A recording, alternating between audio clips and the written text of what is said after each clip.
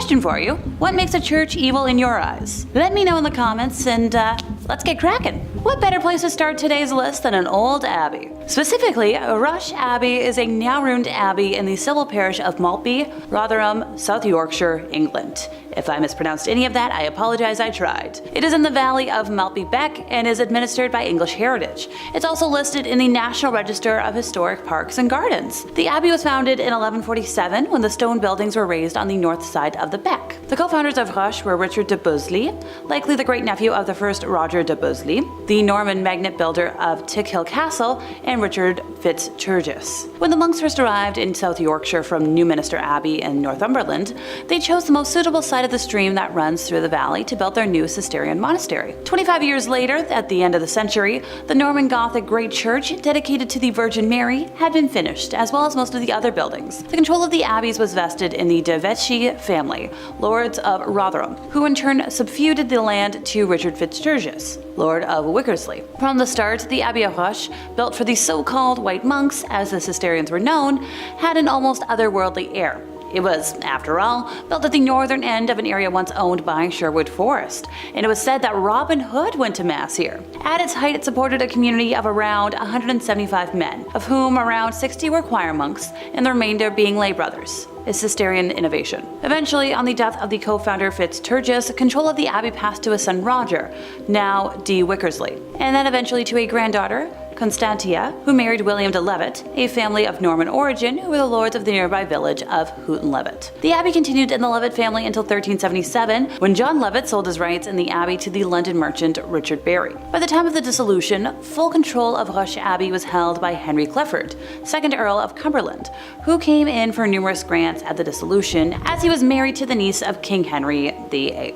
Back in 2021, members of the Conisbrough Paranormal Research Association were adamant that they had spotted a spooky monk at the old abbey. Dean, age 38, from Conisbrough, said that they had been up there taking photos, and the most interesting one was near the first gatehouse. They had found that one of the pictures, which had showed a monk from the chest up, with an orb, like a ball of energy, and the photo showed the outline of his head and a hood. Now, they were still going through the photographs at the time of the articles, because they took up to 1,000, but they were pretty sure it was a monk that would have lived there in the 12th century, when it was still an abbey. So the footage we have today was from the Haunted Finders channel here on YouTube, where a group of investigators had their equipment pick up a lot of spirits still kicking around on the grounds. Time to move over to Ness Church for a little change of pace, and maybe I won't bungle up as many words. Eerily surrounded by gigantic fields, this church is so rural that Google Street View didn't even have documentation of it by 2019. Hell, as of the time of my recording of this, they still don't have a Street View option. There are other roads nearby that have been covered, but nowhere near the church. Like we got like here, the church is over here, none of this. If that isn't ominous enough, I don't know what is. The haunted Hermitage, the Chapel of the Holy Spirit, which is located in France. Now,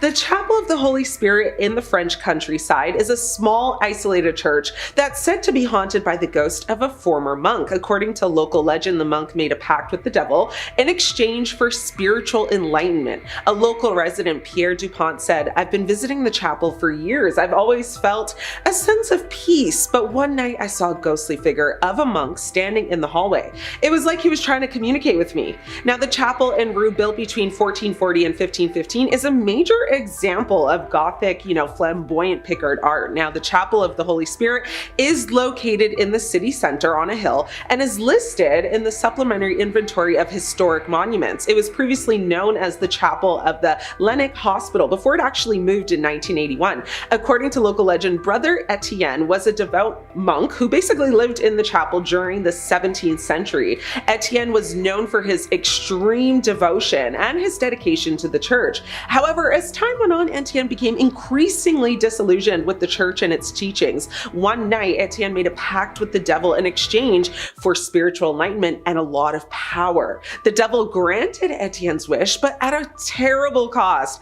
Etienne's body began to wither away, and he became consumed by an intense feeling of darkness and despair. Now, several paranormal investigation teams have visited the chapel, and many have reported strange occurrences. Some have captured evidence of ghostly apparitions and unexplained noises. A paranormal investigator named Marie Martin said, "We investigate the chapel and captured some compelling evidence of paranormal activity. We believe that Etienne's ghost is still trapped in the chapel and that his pact with the devil has cursed the place." The cursed congregation, the First Baptist Church located in Texas. Now, the First Baptist Church in the small town of Sutherland Springs, Texas, is a place of dark legend. According to local lore, the church is haunted by the ghost of a former pastor who is possessed by the devil. A former congregant, Emily Wilson, said, "I was attending a service at the church when I saw the pastor's eyes turn black. It was like he was possessed by something evil. I've never been back to that church again." Of course, the First Baptist Church in Texas, particularly the one in Sutherland Springs, became infamous for the 2017 mass attack, leaving first responders and the community haunted by the horror of the event. On November 5th, 2017, a man launched an attack with a fatal weapon at First Baptist Church, fatally hitting 26 people and injuring 20 others. Now, the horrific nature of the carnage left first responders deeply affected, struggling with the trauma and the overwhelming scene. Now, the church, however, is cursed and has a long history dating back to the 19th century, and it's said to be haunted by the ghost of a former pastor who was possessed by the devil. Now, according to the local lore, Pastor Johnson was a very charismatic and influential figure in the church during the early 20th century. However, Johnson's behavior became increasingly erratic and bizarre, and many believe that he was possessed by the devil. One night, Johnson's behavior became so erratic that he was locked in the church's basement. But the next morning, Johnson was found in the pulpit, his eyes black as coal, and his voice changed to a deep, raspy tone. After Johnson's possession, strange occurrences began to happen in the church. Members of the congregation reported hearing noises, ghostly apparitions were seen, and experiencing intense feelings of just fear and dread. Now, many believe that Johnson's possession had cursed the church and that his ghost was still trapped there. The Devil's Domain, the Cathedral of Santiago de Compostela in Spain. Now, the cathedral in Spain is one of the most famous pilgrimage sites in the world, but despite its sacred significance, the cathedral has a dark history of paranormal activity. According to reports, the cathedral is haunted by the ghost of a former priest who made a deal with the devil. A visitor named Maria Rodriguez said, "I was visiting the cathedral when I saw a ghostly figure of a priest standing in the sanctuary. It was like he was trying to warn me of something." Now, at night, when the lights of the city are on, a shadow of, a pilgrim is said to appear on the wall of the cathedral. The story goes that a priest who was in love with a nun from the San Pao convent would meet her secretly in a passage under the stairs. One night, the priest asked the nun to run away with him, but she never came. She just didn't show up. The priest returned and waited in anguish for his love, dressed as a pilgrim, and has been waiting every night since. That's heartbreaking. You can find the shadow in the deep corner between the base of the clock tower and the royal door, behind a low fence next to the lighting pillar.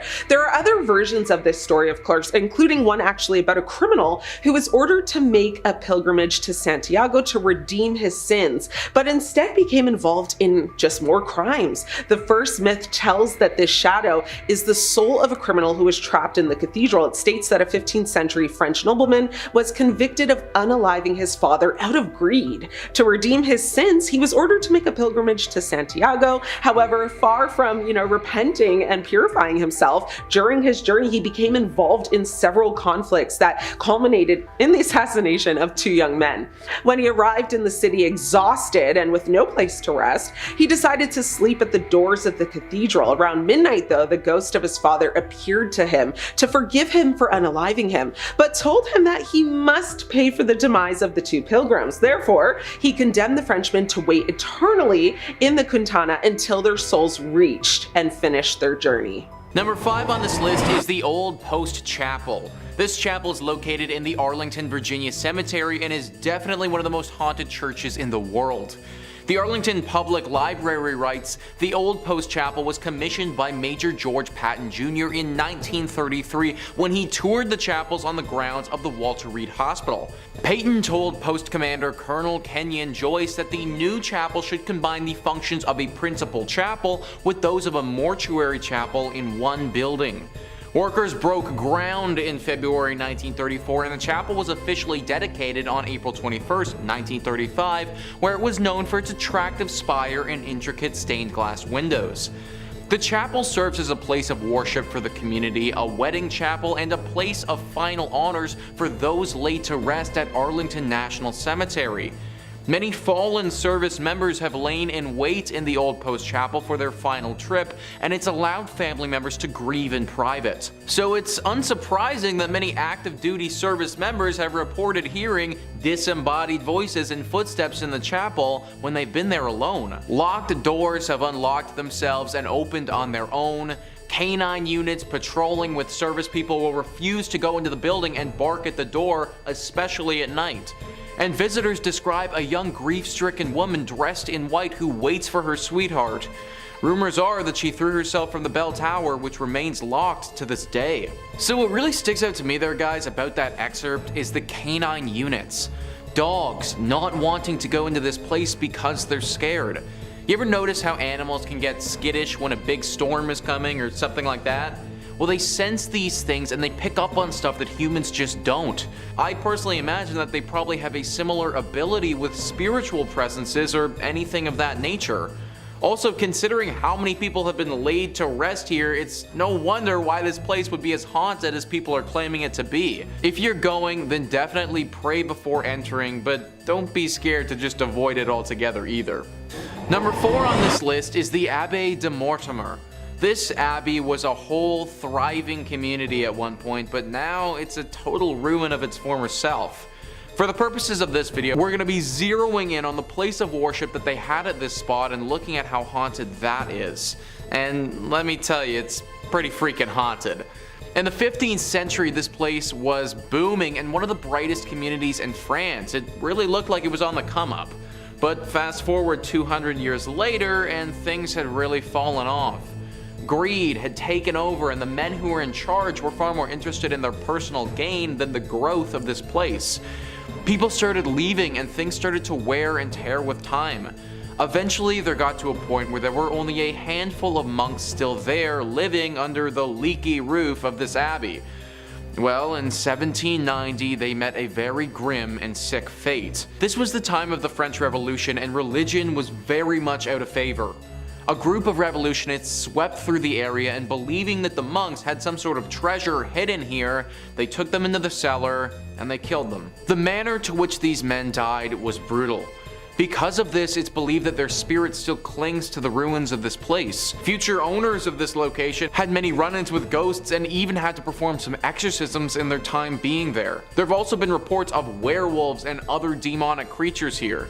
The monks are by far the most spotted poltergeists though. The crazy thing is that apparently they aren't that evil. One would think that after their life was so ruthlessly stripped away from them that they would harbor some anger, but apparently they don't. If you do make it out here, then I recommend you pray not only as a form of safety, but also as a sign of respect for the souls of the monks who still live here. Number 3 on this list is the Aquia Episcopal Church. Heading back to Virginia with this one, this church is located in a place called Stafford. The church itself is rather beautiful and looks super unsuspecting. Some of the other churches on this list and our previous part just gave me the vibe that something was up, but this one doesn't. The outside and the inside make you feel homey and very safe. Problem is, this isn't the case. Only in your state writes, one of the most famous mysteries associated with the church is that of the golden-haired skeleton. No one knew about the death of the woman who was murdered inside Aquia until her skeleton was later discovered in the Belvoir, and her hair was later discovered in the Belvoir. And her hair was still intact, just as blonde as the day she died. At the time, the church had lost funding due to the Revolutionary War, and that might have been the reason why no one discovered her body until later. The event seems equally tragic and mysterious. It's been said that bloodstains from the murder remained on the floorboard for nearly 100 years until it was replaced altogether with concrete. Not so surprisingly, many ghost stories worked their way through the community after the skeleton was discovered. Many parishioners refused to set foot in the church after dark. In the 1900s, people decided to seek evidence of hauntings for themselves. Many returned with chilling tales of having encountered an unfriendly presence. Even today, there's plenty of paranormal activity associated with the church grounds. Many visitors have reported hearing footsteps running through the graveyard accompanied by the sound of a violent struggle. Others claim to see the figure of a young golden-haired woman peering from the balcony window. So clearly this church has got a pretty dark history to it. It's said that the skeleton that was found was of a woman who was murdered by some men prior to the Revolutionary War. The church then closed for the war and reopened after it, so her body would have been stuck here decomposing for probably decades. It's no wonder that her soul hung on to this place and refused to let go. It's honestly really very sad if you ask me, because from all the reports that I read, her ghost isn't evil, it's just a lonely one. It's clear by the way she holds herself that she doesn't want to be stuck in this purgatory place, she just is. Similar to our monks, you should pray as a sign of respect before entering this church if you do ever go. Originally organized as the Norwegian Evangelical St. Johan's Congregation of Meeker and surrounding counties in 1861, Ness Church, located in Litchfield, Minnesota, is said to be one of the most haunted locations in the state. This tiny country church is said to be haunted by the spirits of settlers killed during the Sioux uprising of the 1860s. In the nearby town of Acton, a handful of young locals shot and killed 5 settlers, including a woman and her daughter, and all 5 are buried there. The incident sparked a violent conflict that ended with a mass execution of 38 Dakota residents in Mankato, a dark chapter in Minnesota's history. Some folks have reported the lights of the church come on by themselves and apparitions spotted on the premises. Avid ghost hunters frequent the grounds, and back in 2015, there was actually an instance of 4 people breaking into the church and being charged with felony burglary and criminal damage to property. Church officials tried to curb the trespassing and unwanted break-ins by offering guided tours. The video in question today seems to show an apparition caught on camera. You let me know what you think in the comments. Back to abbeys we go, with Kirkstall Abbey next up on the docket. The picturesque ruins have been drawn and painted by artists such as J.M.W. Turner, Thomas Girton, and John Sell Cotman. Kirkstall Abbey was acquired by the Leeds Corporation as a gift from Colonel North and opened to the public in the late 19th century. The gatehouse became a museum, which is now part of the Leeds Museums and Galleries group. The English houses, of which there are remains at Fountains, Rievaulx, Kirkstall, Tintern, and Netley, were mainly arranged after the same plan, with slight local variations. Situated just outside of Leeds, Kirkstall Abbey still stands to its full height and for centuries offered a peaceful existence for the monks who lived and worked there. However, daily life could be harsh, and like any community, it was not immune to intrigue and mystery as religion developed. With over 800 years of history, this abbey attracts many visitors and is considered one of the oldest attractions in the region. During the dissolution of the monasteries under King Henry VIII, this abbey was emptied and its remains were left behind. Now, after that dissolution, sightings of ghosts have become common, and by the 19th century there were reports of ghostly apparitions in the nave of the church. One witness claimed to have seen a funeral procession of somber men, clad in white, proceeding slowly. Now, the abbey is also famous for its repeated haunting manifestation of a former abbot that walks around the building that has now been converted to the Abbey House Museum, although you're more likely to hear him moving around than you are to see him. Some also believe that there is a mad monk who haunts the abbey after his brother was killed by highwaymen on his way back from the Fountains Abbey, which is another abbey in Yorkshire. Mad with guilt and despair, he began carving his brother's initials into the abbey grounds that can apparently still be seen in small bench nooks around the ruins even now, and he continues to walk around the abbey to this day. The grounds are also home to a young female entity called Mary, who witnessed her lover ending the life of another and then turned him in. She has often been seen with the ghost of a dog, but we're not sure if they're connected or not. The footage we have today, by the way, is another stellar example of spirit communication tech at work. I've used some of those things before myself. They are quite reliable and pretty freaky. Okie dokie, internet sleuths, I need your help with this next video. In my opinion, it's an internet legend that's been kicking around since 2007. Heck, I remember the first time I watched it on my little iPod under my High School Musical comforter, terrified. I was up too late, and when my brain saw something like this, while I was already in the dark, well, let's just say it set my mind racing. I'm the kind of gal who needs to have all the doors closed in a room or I cannot sleep. It is not happening. Heck, I was recently in an area that was affected by a weird power outage, and I think I lasted like an hour in the darkness with my 20 candles before I went to a home with power because I couldn't stand being alone with my thoughts, and yeah, nope. Not it. Sorry, back to the video I go. This one depicts David Holley and Jake Garrison, who alleged that they stumbled upon an abandoned chapel in the woods and decided to do some sleuthing. As one does. How very Scooby-Doo of you. And the duo encountered a spirit playing the piano while they did. And very well, if I say so myself. Fun fact about me, folks, I took Royal Conservatory piano testing when I was younger, so I have an idea of what I'm talking about. I used to have to sight read. Other than that, I have no idea where the funeral channel guys are located, so let me know in the comments what you know. Okie dokie, everybody. We're gonna end today with an exorcism filmed through a peephole. So it's no secret that exorcisms are still a practice done today, but the Catholic Church really likes pretending that they don't because of the negativity and stigma around it. Technically speaking, the Catholic Church authorizes the use of exorcism for those who are believed to be the victims of demonic possession. Specifically, in Roman Catholicism, exorcism is a sacramental but not a sacrament, unlike baptism, confirmation, or confession. So unlike a sacrament, exorcism's efficiency depends on two elements: authorization from valid and legitimate church authorities and the faith of the exorcist. The church will ask publicly, and in a position of authority, in the name of Jesus Christ, that a person or object be protected against the power of the evil one and withdrawn from his dominion. Now, the rite of exorcism was revised in January of 1999 and assumes that possessed persons retain their free will, though the demon may hold control over their physical body, and involves prayers, blessings, and invocations with the use of the document of exorcisms and certain supplications.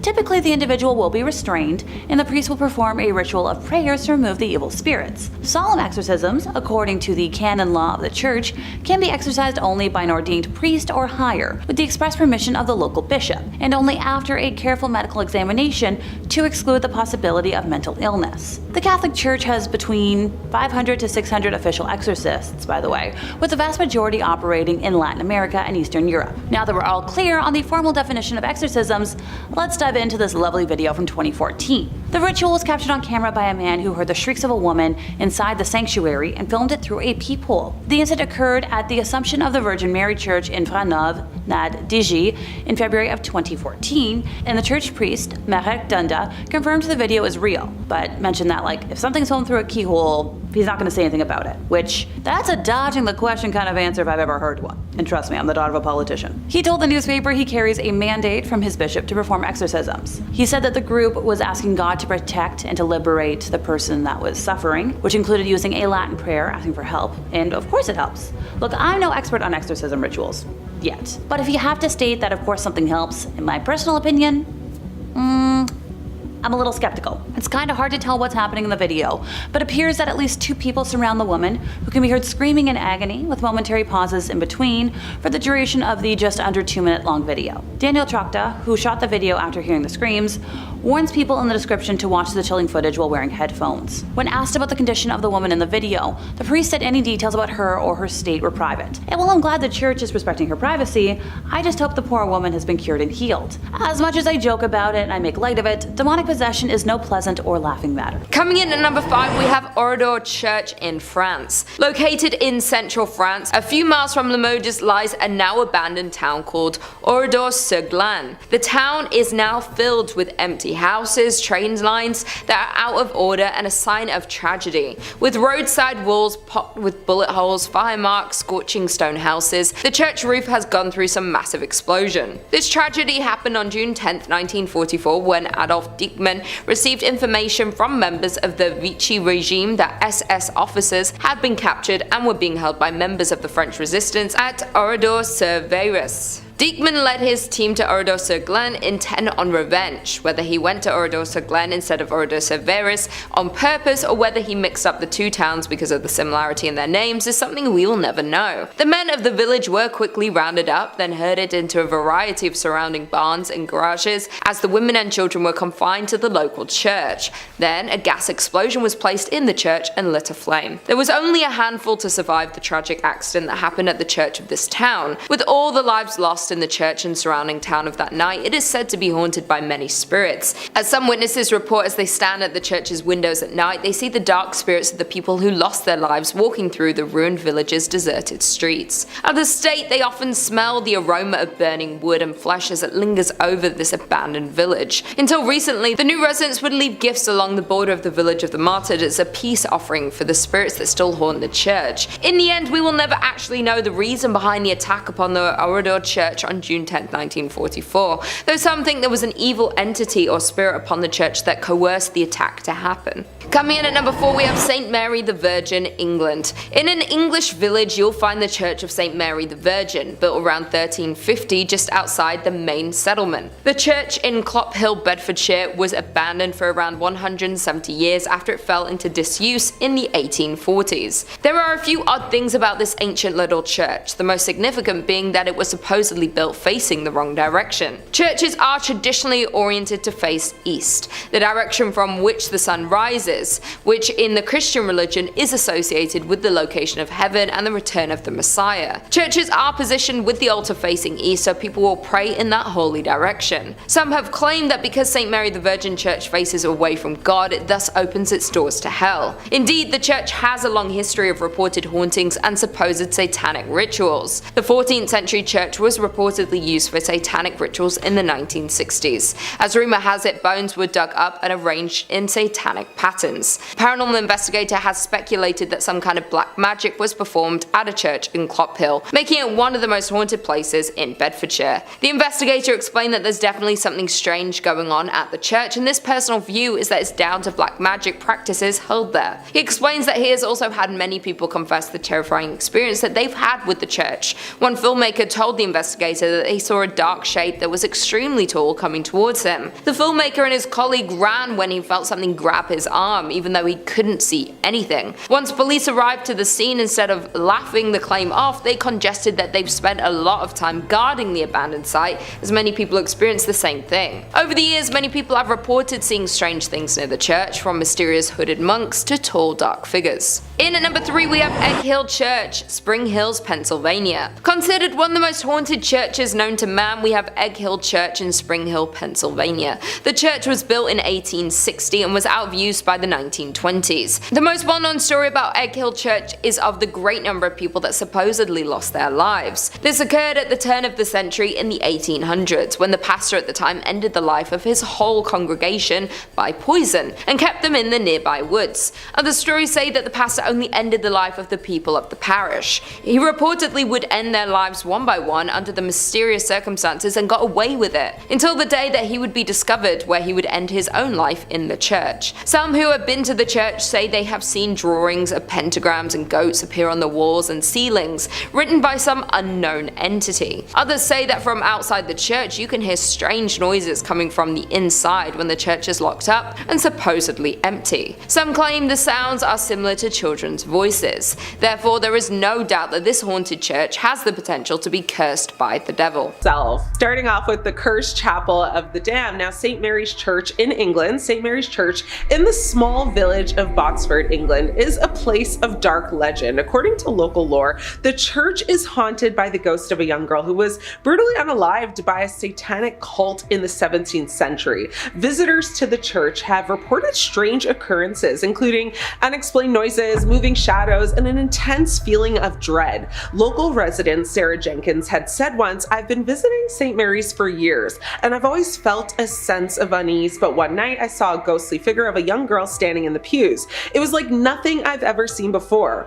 Now, the Witches of Belvoir is one of the most famous tales of English witchcraft here. In the early 1600s, Joan Flower lived in Botsford with her 2 daughters, Philippa and Margaret, who worked as servants for the Earl of Rutland at Belvoir Castle. Now, unpopular in their community and distrusted by the rest of the staff at the castle, the sisters were dismissed actually for stealing. Now, according to local legend, the Flower woman swore revenge on the Earl and attacked his 2 sons and heirs to basically the earldom of witchcraft. Now, the story is immortalized in Botsford local church. The Earl's tomb, which lies inside the building, commemorates the unusual passing of the 2 boys, noting both of them perished in their infancy by wicked practices and sorcery. To this day, St. Mary's Church in Botsford hosts the only known tomb in England to determine witchcraft as the cause of passing. The Devil's Playground, the Cathedral of St. John the Divine in New York City. Now, the Cathedral of St. John the Divine in New York City is one of the largest cathedrals in the world, but despite its grandeur, the cathedral has a very dark history of paranormal activity. According to reports, the cathedral is haunted by the ghost of a former priest who made a pact with the devil. A visitor named Mark Davis said, "I was exploring the cathedral one night when I heard strange noises coming from the crypt. I went down to investigate and saw a figure figure in a priest's robe standing in the shadows. It was like he was watching me. A guide to the cathedral from 1921 suggested that it might take 700 years for the cathedral to actually be completed, since it was built by employing true Gothic building methods. However, as of right now, it appears that the cathedral will never be completed. A temporary ceiling consisting of tiles is still in place, a century after it was supposed to be demolished so that the cathedral spire could basically rise. Now, St. John the Divine claims to be the largest cathedral in the world, defined as a church that is also the seat of a bishop. Measured by length or internal volume, it is one of the 5 largest church buildings in the entire world. Additionally, it possesses the largest rose window in the United States. The window, which is the 5th largest in the world, was constructed out of 10,000 pieces of stained glass. Just south of the cathedral lies its 11.3-acre close or campus. Visitors can actually stroll through the garden where the different plants and all species mentioned in the Bible. One of the close highlights, is the Peace Fountain, which is designed in 1985 by Greg Wyatt. The fountain was created to mark the 200th anniversary of the Diocese of New York. Now, it depicts the Archangel Michael embracing one of the 9 giraffes after his defeat of Satan. Number 5 on this list is Roslin Chapel. Roslin Chapel is located in Scotland and is arguably the most haunted church in that country. This chapel has a ton of ghostly legends surrounding it that lead to the lore of its hauntings. The Roslin Chapel actually writes themselves. In July 2006, a group of actors were rehearsing in the chapel for a play they were about to do at the Edinburgh Festival. One said that he saw a fairy-like figure in the grounds of the building. Another was locking up the chapel at the end of the rehearsal. As he was doing so, heard the voice of a child in the crypt. Obviously, he didn't want to lock the child in overnight, so he went down to the crypt to get the child, but found that there was no one there. Another tale says that the ghost of a white lady haunts Roslin Chapel. Legend has it that she is a girl from the St. Clair family who was bewitched by an evil spell and sleeps in an enchanted chamber. Here, she is waiting to be rescued by a knight. Once rescued, the spell upon her will be broken and the knight will be granted great treasures. And yet another tale is of a phantom dog which roams the grounds around the chapel, and on stormy nights its ghostly barking can be heard. We got a fairy, we got a child, we got spells, we got a dog. This chapel has everything that a paranormal lover could ever want. They also didn't mention in that article about the ghosts of the monks that supposedly lived there. This used to be an area where a bunch of monks would meet while they were alive, and it seems as if their ghosts have never left. And the crazy part about all of this is that nobody knows why this church is as haunted as it is. Most places that are tied to spirits have some sort of horror story to go along with them, but there really isn't anything here at all. I suppose it's possible that this church just happened to be built on an area where tons of spiritual energy has gathered. Hit me in the comments down below what you guys think happened to this place to get it like this, cause I'm honestly stumped. Number 4 on this list is the Ness Church. This church is located in Norway and is no longer functioning. It's actually a collection of ruins now and a very popular spot for ghost hunters. The ghosts here are very interesting and unique. It seems as if they have a strong connection to electronic devices, because whenever anyone brings an electronic device to this place, it will immediately stop working and start flashing uncontrollably. If one wants to have an electronic device here, then it needs to be specifically made to withstand strong spiritual energy. The most popular myth surrounding the ghostly presence that resides here is of a priest named Jacob Christian Finnegan. This was a priest who presided over this church from 1800 to 1837. Apparently he suffered a very grim fate here along with his children. People believe that at some point a gang of thieves came to this place and murdered him. Along with his death, they took his children and bricked them up in the church, leaving them there before ransacking the place and taking any valuables. An even darker version of the legend says that the priest did this to his children himself and then promptly hung himself in the church for the locals to later find. I'm not too sure which legend is the true one, but either one would have left their dark mark behind.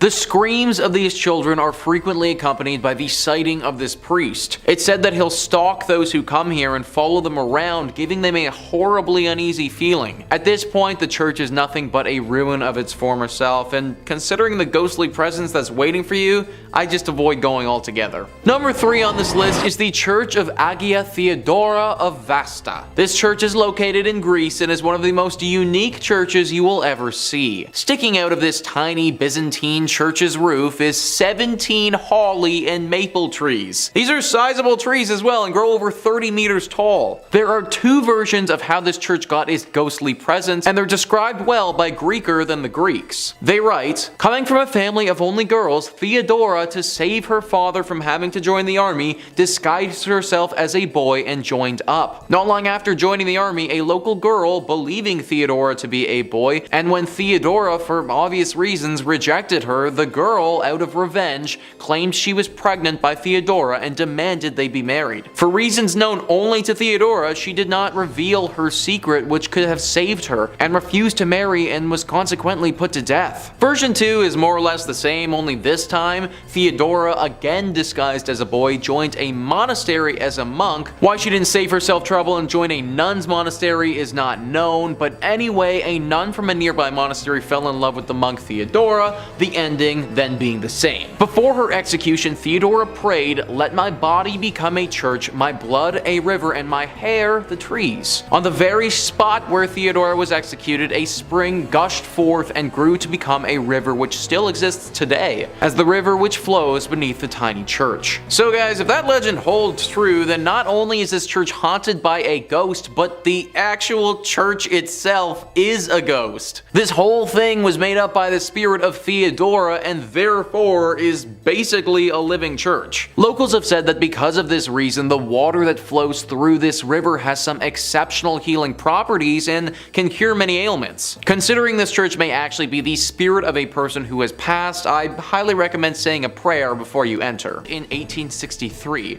for a bit over 50 years, nothing out of the ordinary or spectacular happened here. It was just a normal rectory. The horror stories didn't take place until 1929. A journalist named V.C. Wall was with a photographer in the woods nearby the rectory taking pictures one evening when they saw the weirdest thing. Apparently from the outside, the rectory looked as if it had a light on within it, but the second that you walked inside, that light disappeared. This phenomenon baffled both of the men, and they thought that something paranormal might be happening. Wall also reportedly said that he saw a nun that evening, or what looked to be the ghost of a nun, walking in the garden. After they told people about this story, some ghost hunters came forward and provided an explanation. Back in the 1300s, there was a monastery here. At this monastery, a monk had a relationship with a nun. This was found out and resulted in deadly punishment for both people. The nun got it particularly bad though, because she was bricked up alive in the convent walls and left there to die. The story from V.C. Wall brought this place to the public's attention, but apparently ghost stories have been told here from long before as well. Sightings of paranormal creatures have been seen and talked about dating back before the rectory was even built on this land. Clearly this whole area is just inherently cursed and this rectory just happens to be built on it. Strange rapping sounds, bells ringing, objects moving and flying around without anybody touching them. These are all very common sightings at the Borley Rectory. The ghost of this nun is also a regular character here, making herself known to newcomers quite often. If you happen to get really lucky, then you may also see a ghost coach with 2 horses and a headless coachman. Maybe lucky is kind of the wrong word to use here, but this sighting is a lot rarer and doesn't come out to everybody. Either way, the Borley Rectory is way too haunted and should probably just be avoided at all costs. And finally, number 1 on this list is St. Paul's Episcopal Church.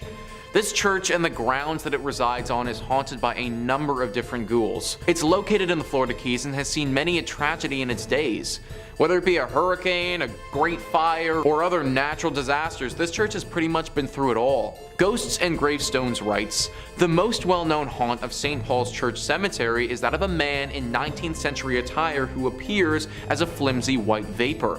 Many believe that it's the spirit of Fleming himself who seems upset. Is it because his gravesite was disturbed so many times throughout the years by all the reconstructions? Nobody knows for sure, but his apparition has startled many. Another spirit that seems to roam the graveyard is a sea captain who appears to take great pleasure in frightening visitors. And beware of the ghost of a man who was legendary for driving the pirates out of Key West. His spirit is angry and ready to taunt, and those who've encountered his apparition say that even on a day when the weather is calm, violent winds come rushing through a tree that sits right next to his grave." John Fleming, the ghost that they talk about there, was the initial owner of this land and died on the property. His wife donated said land to be used for the church, but apparently her husband's spirit never left. The story behind the sea captain is unknown. Why he's come here or what happened to him is all a mystery. One thing is for sure though, he is a very dangerous ghost, and many visitors have reported being assaulted and terrified by him. This is definitely one of those churches that I would again avoid altogether, but if you do go, then make sure you say a prayer before entering. Number 3 on this list is Greyfriars Kirk and Churchyard. As the name Greyfriars might hint, this church is located in Scotland. History Hit says, with the kirk tracing its origin to 1598 and the graveyard dating back even further to the 1560s, Greyfriars Kirk and Kirkyard in Edinburgh is said to be one of the most haunted religious sites in the world. Known for body snatching and violent ghosts, the famously fearsome site has even been referred to by Scottish poet Robert Louis Stevenson. The site's most famous ghost is the McKenzie Poltergeist. George McKenzie, who was known during his lifetime as a ruthless persecutor of Scottish Covenanters, a Presbyterian movement in the 17th century. His spirit was reportedly released in 1999 when a homeless man looking for somewhere to sleep broke into his final resting place, the Black Mausoleum. Next to this mausoleum is the former Covenanters prison,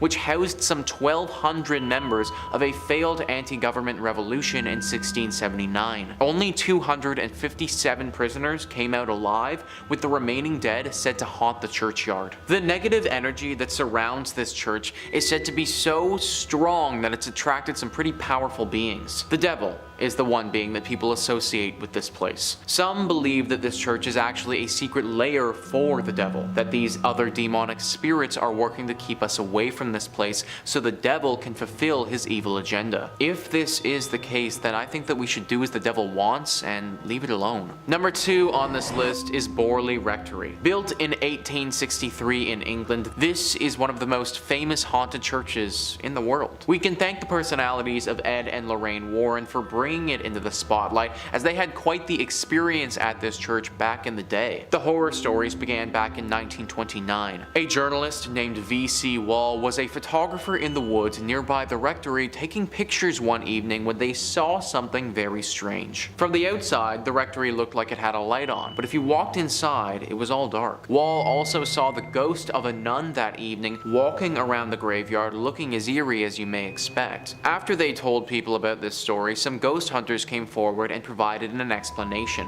Back in the 1300s, there was a monastery here. At this monastery, a monk had a relationship with a nun. This was found out and resulted in deadly punishment for both people. The nun got it particularly bad though, because she was bricked up alive in the convent walls and left there to die. The 1929 story was the big one that kicked everything off, but after this happened, other stories started emerging. Stories about this land before the rectory was even built. Apparently this area of land was always haunted and dealing with ghostly presences. Strange rapping sounds, bells ringing, objects moving and flying around without anyone touching them are all very common sights at the Borley Rectory. The ghost of this nun is also a regular character here, making herself known to newcomers quite often. You may even see the ghost coach. A headless phantom coach driver is said to be around the area and will approach people every now and again and take them away. Why anyone would ever get into a coach driven by a headless ghost is beyond me, but apparently it happens. Everything about this rectory and land is evil, and it needs to be avoided. And finally, number 1 on this list is Nidaros Cathedral. This is not only Norway's most important cathedral, but also one of the most haunted as well. I mean, in all honesty, it literally looks like Dracula's castle if Dracula's castle was a cathedral. It was constructed in the 1300s, but the actual hauntings didn't begin until relatively recently in its lifetime. In 1924, Bishop Mary Gleditch saw something pretty scary and gruesome. The ghost of a monk who had a massive slash directly across his neck. Ever since that day, this monk is seen very regularly. Nobody knows why though. People and historians have looked through the history of this cathedral and can't seem to find any record of a big monk population ever staying here. However, it doesn't make sense that this random monk ghost would just show up out of nowhere, so you have to imagine that he was here at some point before. You also have to imagine that he got that cut on his neck here too. All of it is very dark and mysterious and makes you wonder what else happened here that wasn't documented. Stull Church in Kansas, USA, which is also known as the Devil's Gateway. Now, the Stull Cemetery and church are so feared, some locals won't actually say its name out loud. Legend says a hidden staircase beneath the church ruins leads directly to hell, and that the devil himself rises there twice a year, once on Halloween and once on the spring equinox. Now, the church was mysteriously torn down in the 90s at some point, but stories persist. Visitors have seen hooded figures appear behind gravestones and then just vanish. Electronics fail instantly, and one woman claims her unborn baby stopped kicking in her belly during her visit and only resumed movement when they actually left the grounds. So that's creepy. Even Pope John Paul II reportedly diverted his plane around Kansas to actually avoid flying over Stull. So yeah, this one is a no for me. I'm good. Notre Dame de la Garde in Marseille, France. Now, this is the Church of Unanswered Prayers. Known as the protector of sailors, this basilica in Marseille has a dark undercurrent. During storms, prayers are basically offered here to keep boats safe, but locals say if your prayer is rejected, you'll know instantly. Several fishermen have gone missing at sea after visiting the church and reportedly mocking its sacredness. Now, inside, people have heard whispers in Italian or Latin despite no one being nearby. A journalist caught a photo of what looks like a black shadow with horns looming in the upper gallery. Some visitors describe being overcome with grief and dread despite, entering feeling completely normal. Locals say the church knows who you are and what you've done. I don't need my dirty laundry aired out, so I'm gonna pass on this one. Poveglia Island Church in Italy. Now, this is the island of no return, as you know. Now, off the coast of Venice lies Poveglia Island, once a quarantine zone for plague victims and later home to an asylum. The island has a crumbling church where the bell tower still rings, even though the bell was removed years ago. Legend says a doctor who basically tormented patients threw himself from the tower after claiming he was being dragged to hell by ghosts. His body was never recovered. No one lives there now. Locals say if you try to set foot on the island, you'll never feel clean again, whatever that means. And some believe the church was never holy to begin with, only built to hide the evil beneath it. Churches are meant to be places of peace, right? Forgiveness and light, but these are the ones where the light no longer reaches. Whether cursed, abandoned,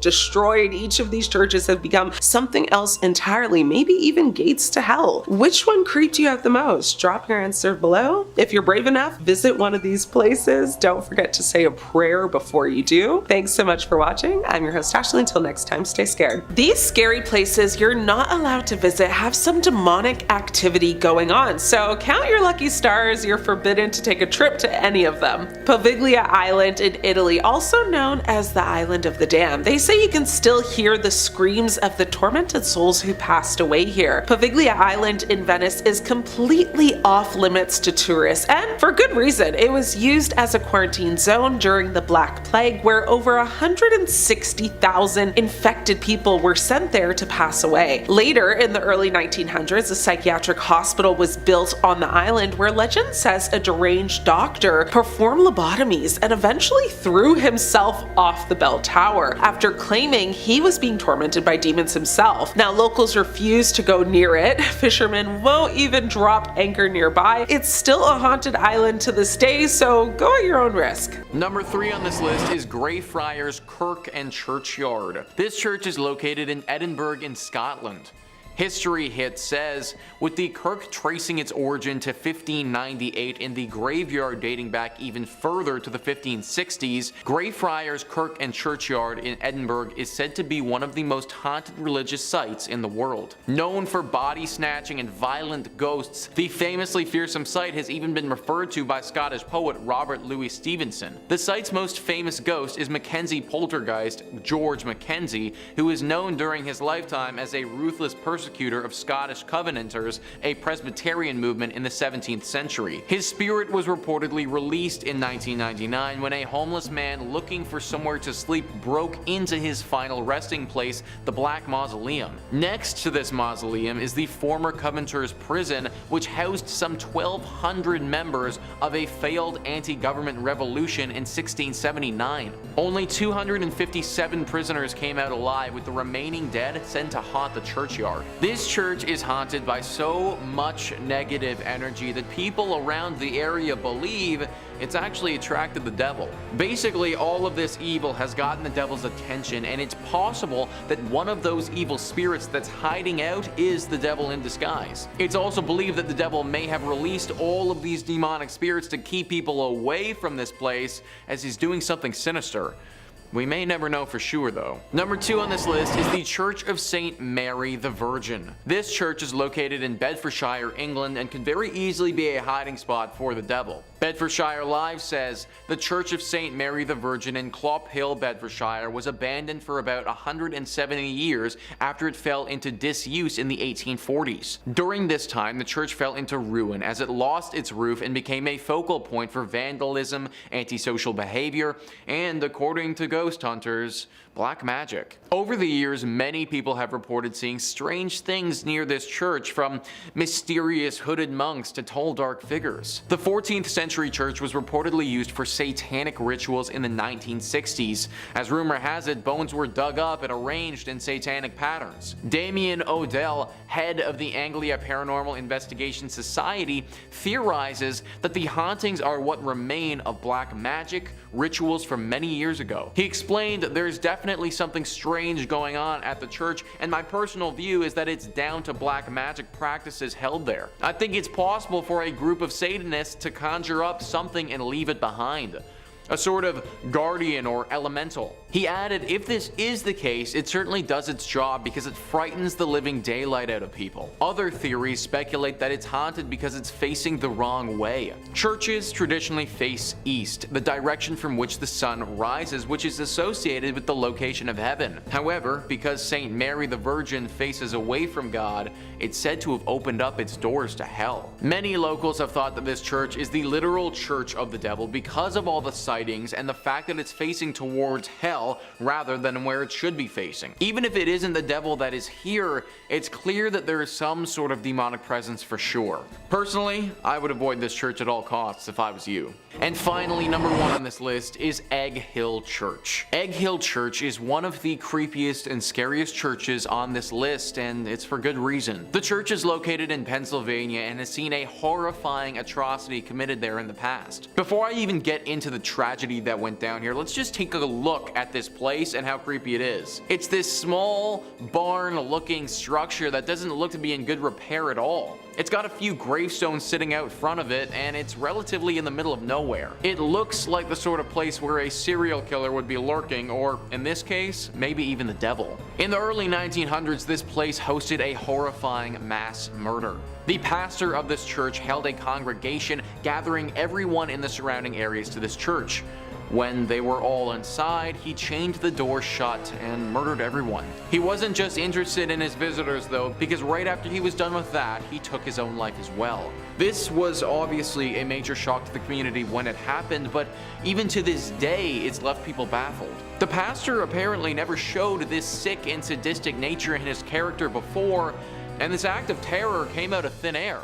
That's why people have speculated before that he may not have been acting by himself. It's very possible that it was him in the flesh, but not in the mind. That his body was simply acting as a vessel for the devil or another spirit as they did this. To this day, locals avoid this place and claim that there is a dark force that haunts it. Maybe it's the devil just sitting, waiting in this church for his next helpless victim to wander inside. Sorry folks, it doesn't get any better with the Egg Hill Church. Now supposedly this is one of the most haunted churches that we know of. Legend has it that the crazy pastor of the Egg Hill Church killed all his parishioners post First Communion, and soon after went the way of the rope necklace. Local legend says that in the late 19th century, the church's minister decided to kill his entire congregation during a Halloween service. While the congregation's younger generation played in the rooms below the main church, the minister passed around poisoned bread and wine. While the second congregation choked on their last words, their offspring rushed upstairs to see the final moments of their parents. At the crescendo of the atrocity, the debauched minister went the way of the rope necklace near the altar. Some believe that his ghost haunts the abandoned church, while others believe that the ghosts of his victims haunt it. People have reported hearing the cries of the young victims that died at the hands of the pastor, even though the building remains locked away and empty. And hey, if that wasn't enough, word has it that the abandoned church and its premises are vandalized, along with being haunted by ghosties. Not that I think it'll do any good, but this is a warning to urban explorers and wannabes, maybe just avoid this one. Our next church might be a little obvious, but St. Michael's over in Chernobyl shouldn't really be on anybody's must-see list. It's about 5 miles from the Chernobyl nuclear power plant complex and 3 miles from the border of Belarus. It's in the abandoned vision of Krasny. It is located on the left bank of the Pripyat River and was previously part of the Red Chernobyl area, near the center of the village of Krasny, so this is the Russian Orthodox Church, St. Michael's. It was built in 1800. It's encompassed by iron gates decorated with a cross and diamond motifs, and it's about 215 years old, and shockingly, apparently it's not as dilapidated as one might imagine. The peeling, thick, white painted exterior, the 8-foot-tall mustard-toned oak doors, the blue and green paint, hand-carved details and embellishments, and it's also topped off with not one, but 2 beautiful copper classic onion turrets. And this all rises in the most beautiful, regal, colorful contrast amidst what is now a forest. Officially, St. Michael's has not been used in decades, but it's still, I guess, in good condition. After viewing so many buildings that have become ruins, one can only look at this fascinating structure and imagine its future. The pews have all been removed, and several of the decorative wall coverings have shed, and paintings have disappeared. In the nave, a manumalia, or candle stand, and iconostasis, icon stand, are still poised and at the center of attention. Accompanying these staples of a traditional Russian Orthodox church, there is a small table where people come to leave offerings. Now, unless you want to burn whatever you're wearing after your visit, this isn't the church you want to spend time at. Now, this next church has a name that's kind of deceiving: the Chapel of Ease. If one were to travel along Martin Luther King Jr. Boulevard on St. Helena Island, shortly before you reach the Hanging Tree, off to the left you will find the ruins of an old church, what is known in the area as the Chapel of Ease. This chapel was built to serve the population of the area, since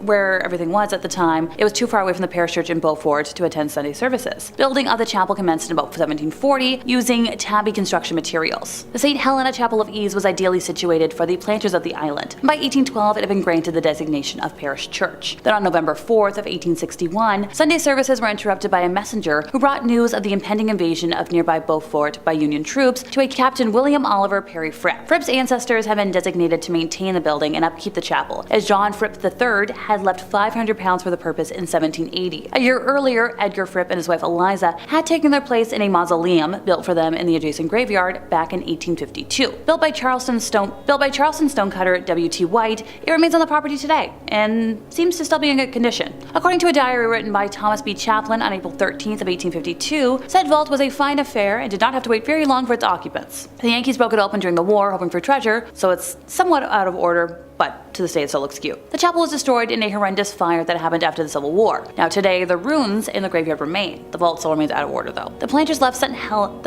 St. Helena with the arrival of Union forces in 1861, and the church never regained its stature. Some stories relate that Union soldiers used it for services during the war, as well as Northerners who came to the area after the war to educate the local population. The door of the vault was ruined by the soldiers, and at some point it was decided to brick up the entrance. According to the story, the workmen did a very good job of sealing the vault, only to return the following day to find bricks removed and neatly stacked beside the mausoleum. This occurred many times. Convinced that the supernatural was at work, the job remained unfinished. Local authorities had assured that nobody had been in the area the previous night long enough to complete such a task. So today, the vault remains empty. The door is half sealed by bricks. One might find the experience of looking into the vacant vault more than a bit unsettling, if not downright eerie. Oh right, here's the part you've been waiting oh so patiently for. People have witnessed a great number of ghostly occurrences on the grounds. Some folks have reported strange sensations when walking through the church's graveyard, which, no kidding. Visitors have seen apparitions of people dressed in 18th century clothing. Others have seen the ghost of a lady in white that carries a young human through the graveyard. I love a good lady in white. Many also report hearing whispered prayers or singing coming from the interior of the chapel. And yet others claim to have heard names being shouted in the silent burial ground and in the surrounding woods. With such a mingled heritage and bloodline, coupled with about 5 centuries of history to feed it, it's surprising that the ghosts don't outnumber the living in the thick air of the Sea Islands. Or maybe they do.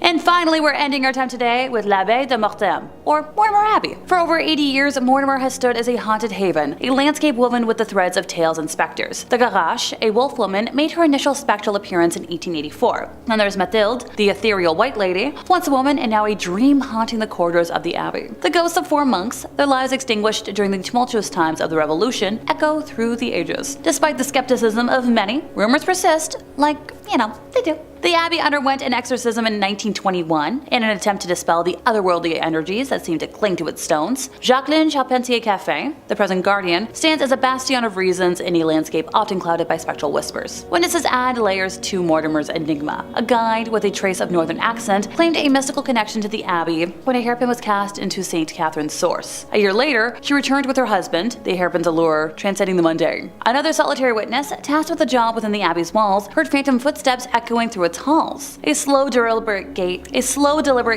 that left an indelible mark on the witness's psyche, shrouding the abbey in an aura of disquiet. There was a painter from Lissors, a connoisseur of heraldry and coat of arms, refrained from returning to Mortimer after years of collaboration with his former landlord, now deceased. What mysterious revelations had she encountered in her artistic sojourns within the abbey's walls? The answer, like the mist that blankets the morning, remains elusive. The Cistercian monks, the ones I mentioned a moment ago, who once inhabited the abbey, sought, simplicity, nothing crazy, no luxuries. But they have a heated chapel behind the pantry. That kinda doesn't make sense with their vows. A peculiar warmth persists in that space, unaffected by the harsh winter outside, a subtle defiance of the laws of nature. Oh, by the way, in the winter, snow doesn't stick around to this location. Vegetation grows very early, and a true well-being emanates from there inexplicably. Also, Mortimer resists any kind of excavation attempts, as if guarded by the unseen forces that haunt its grounds. Prohibitions of the past, such as curtailing weddings and banquets by 2 in the still are in place today. The spirits also mess with the phone lines, and so much more, to the point where it's no surprise to me why priests wouldn't really want to frequent this place of worship. In at number 2, we have Aquia Episcopal Church in Virginia. This church is said to be one of the most haunted churches in Virginia. Legend says that the church and the church graveyard, which has graves dating back to 1738, are both home to paranormal activity that has taken place for over 200 years. Even the early years of the church being opened were marked with tragedy. In the mid-18th century, a woman was hiding from a group of men within the church's walls and lost her life. Even more upsetting was the fact that she was not discovered until years later, when the church reopened after the Revolutionary War. No one knows exactly the details of the loss, yet there have been several claims of paranormal activity since. Her hair just as blonde as the day she lost her life. At that time, the church had lost funding due to the Revolutionary War, and that might have been the reason why no one discovered her body until later. Moreover, it's been said that blood stains from the murder remained on the floorboards for nearly 100 years,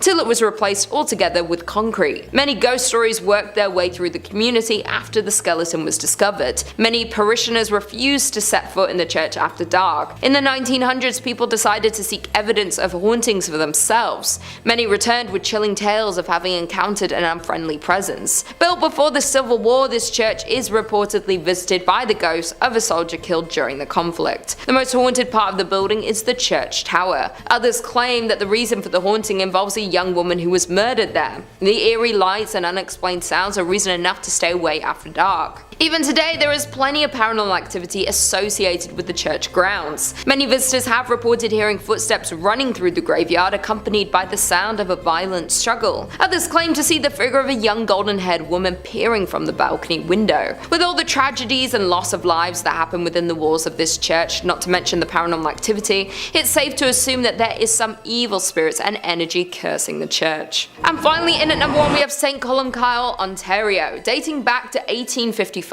St. Columcille Church was founded and located in the hamlet of Uptergrove. The original frame church was torn down and the present brick edifice was constructed in 1905. This structure sits on a hill far back from the road and can easily be viewed when driving on Highway 12 east from Aurelia. The ghost stories have been spreading since over 100 years ago, classifying the church was haunted, and these tales have been circulated ever since. Today, the church is deemed haunted by some local residents and visitors. There have been many reports of ghost sightings, shadowy figures that will suddenly appear, creaking doors and eerie music that will play randomly from the organ. There have also been numerous reports of shadowy sightings of a figure wearing a black hat that floats through the choir area, creating chills for those who had observed it. Mysterious candlelight has been seen flickering from the windows on stormy nights. Many believe the spirit responsible is that of a former priest who, according to legend, pledged to complete a specific number of sermons, though he lost his life before he was able to attain that number. Now some churchgoers say he is returning to fulfill that promise. Our first stop takes us to Kansas City, Missouri, and St. Mary's Episcopal Church. Here, rumors persist of a 19th century priest whose spirit is unable to find peace. This was no ordinary priest. Arriving in a city rife with anti-Catholic sentiment, his own leanings towards Catholic traditions and rumors of scandalous behavior made him a target. Accusations flew, his reputation was dragged through the mud, and ultimately, his life ended abruptly by poison. But his passing was not the end for Father Jardine. Many who have been near St. Mary's late at night report an unsettling feeling of being watched. Strange footsteps echo in the empty building, and the phantom scent of incense fills the air, even when no candles are lit. Some have even claimed to see the shadowy figure of a priest with a flickering candle in the second-story window, a silent sentinel forever bound to the church he served and the controversies that consumed him.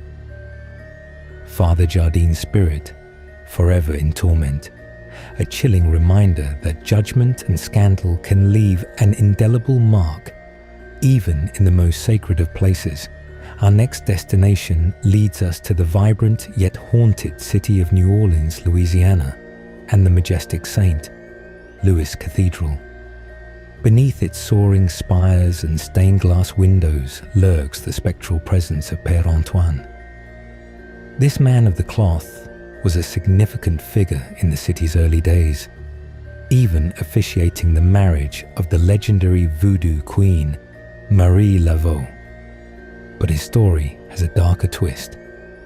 Whispers claim Père Antoine was secretly connected to the Spanish Inquisition, though eventually exiled and later returning as a beloved figure. Some believe the weight of his past deeds, the secrets he carried, tether his spirit to the cathedral grounds. They say his shadowy figure can still be glimpsed through the stained glass windows during Mass, a silent observer of the faithful. Others claim to feel his unseen presence in the quiet gardens behind the cathedral, a lingering echo of a life intertwined with both the sacred and the shadowed.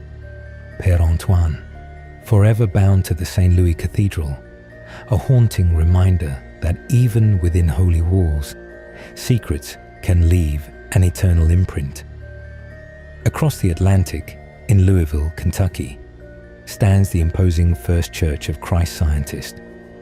Here, tragedy has woven a dark thread into the fabric of the building. Local sightings of the Lady of the Stairs, a young woman, forever pacing the steps. They say she was a member of a prominent family, deeply in love with a soldier. Their secret meetings took place right here, on these very stairs, under the watchful gaze of the church. Their plan was to escape, to be together despite her family's wishes. But on the night they were to meet at this sacred place, he never came. She waited, a jilted bride, her heart shattering with each passing moment. Unbeknownst to her, tragedy had struck. Her beloved soldier had succumbed to illness at a nearby camp. Chilled to the bone, believing herself abandoned, she returned home, only to fall ill herself. And in a cruel twist of fate, she too passed away, never knowing the truth. Now, they say her spectral figure still walks those stairs, forever waiting for a love that will never return. Number 5 on this list is the Templa Mayor ruins. So a church is typically defined as a place for Christian worship, but let's loosen up that definition just a little bit and start thinking about it as a building or landmark where people would have worshipped higher beings. If we start thinking about it like that, then the Templa Mayor ruins can certainly qualify. Mexico has a lot of haunted spots, but this is at the top of their list for sure. Gaurav Gupta writes, this archaeological site in Mexico has a blood-soaked past. It is a haunted Aztec civilization site that has made its presence felt throughout the time. Around 4,000 people were brutally killed to please Aztec gods. The priests would cut out the beating hearts from the victims' chests and then throw their lifeless bodies on the stairs of the Aztec temple. Aztec's last emperor, Cuauhtémoc, made his last stand invading Spanish armies before he was tortured and killed. This Aztec is now a museum, and tourists report strange sensational feelings and sightings of shadow figures. 4,000 people were likely sacrificed here. That is a truly absurd amount of sacrifices. Then throw on the fact that a great battle took place here, and you end up with so much death. Needless to say, the spirits of those that passed have never really left. Glowing orbs are always spotted at this place, especially in the evening. There have been reports of these glowing orbs touching the people and transporting them to the world of the dead. They go into a hypnotic state and can't move, sort of like what happens to people in the latest season of Stranger Things, if any of you have watched that. They have a very hard time explaining what has happened to them after the fact, but they know that it was the dead. This is accompanied by a giant beam of light that flashes into the sky. There is evil here, there just has to be. All of the death that has transpired over the years has left a horrible stain on this place,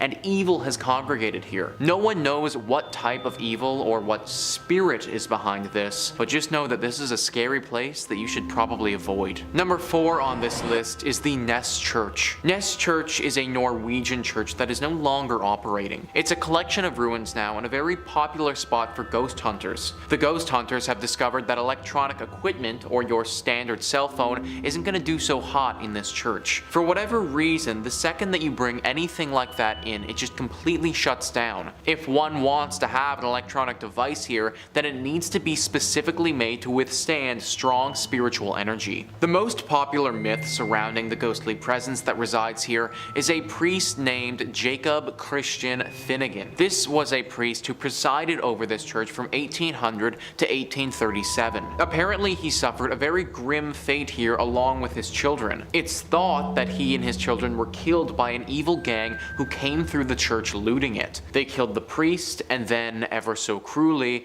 bricked his children up and left them to die. This is only one variation of the tale though, because one legend actually says that the priest did this to his kids himself. Regardless of which one is historically accurate, they're both pretty bad. The screams of these children are frequently accompanied by the sighting of this priest. It's said that he will stalk those who come here and follow them around, giving them a horribly uneasy feeling. It's very likely that if you go by yourself, this ghostly priest will attack you and could do some serious damage. Maybe he wasn't evil when he was alive, but he certainly is now. In second place, we're visiting l'Abbey de Mortimer, or Mortimer Abbey. It was originally built in 1134 on land gifted by King Henry I.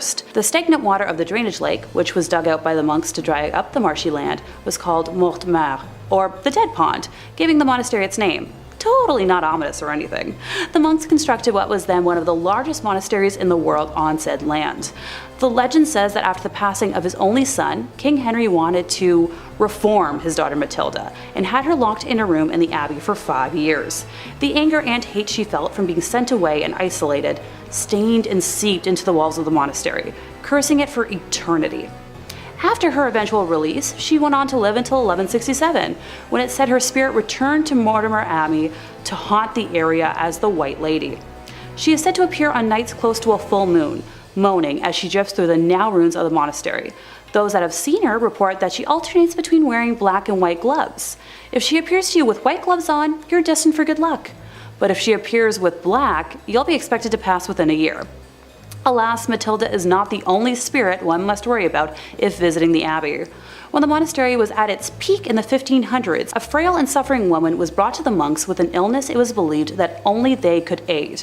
It was revealed that she was possessed by the spirit of a wolf and cursed to become a werewolf for several nights. The monks chained her to a room and conducted multiple exorcisms in an attempt to eradicate the spirit. The monks were able to exorcise the evil wolf spirit or demonic force out of the woman, but it then attached itself to the grounds and walls of the monastery. Several hundred years later, in 1884, a man named Roger Saboureau was hunting in the woods nearby when he was attacked by a large werewolf. He shot it multiple times, killing the creature, but when he returned home at dawn, he found the body of his wife bearing wounds matching those he had given the wolf. People say the spirit of Roger's wife and his own heartbroken spirit still wander the area when the moon is full. The abbey was exorcised by the church in 1921, but still remains haunted to this day. And coming in first place, we have the Abbey of the Black Hag, locally known as Monasterngallagduff. Please don't curse me for my pronunciation. St. Catherine's Abbey, or simply as Old Abbey. It's located roughly 2 miles east of the village of Shanagolden, in the townland of Old Abbey. Gee, can you tell where it got its name? One of the earliest recorded nunneries in Ireland, with its first official record being around 1298, it was built on land donated by John Fitzthomas, and has the typical layout for abbeys of its time, with a dining hall, cells, isolated meditation areas, and other rooms still able to be identified amongst the ruins today. During the 15th century, there was a major battle for supremacy in the area between the Earl Fitzgerald and the prestigious Butler family, of which the Earldom of Ormond belonged. It got to such an extent that the local bishop was known to pray for peace between the families at masses. During one of the nightly attacks, Earl Fitzgerald attempted to get his wife to safety, but as he was pulling her onto his horse, an arrow pierced her thigh, shattering the bone and spraying red bodily fluids. As he rode on, the Countess appeared to have succumbed to her injury, leading the Earl to seek sanctuary at St. Catherine's. The heartbroken man was certain his wife had passed, so he swiftly buried her beneath the altar and continued elsewhere to find safety. As the night went on, the nuns and residents began to hear hair-raising screams and made the decision to rebury the Countess in hopes of bringing her peace. When they dug up the body, they discovered her fingers were broken and her nails had been torn off. The poor woman had been buried alive, with a very slow and torturous end of her life.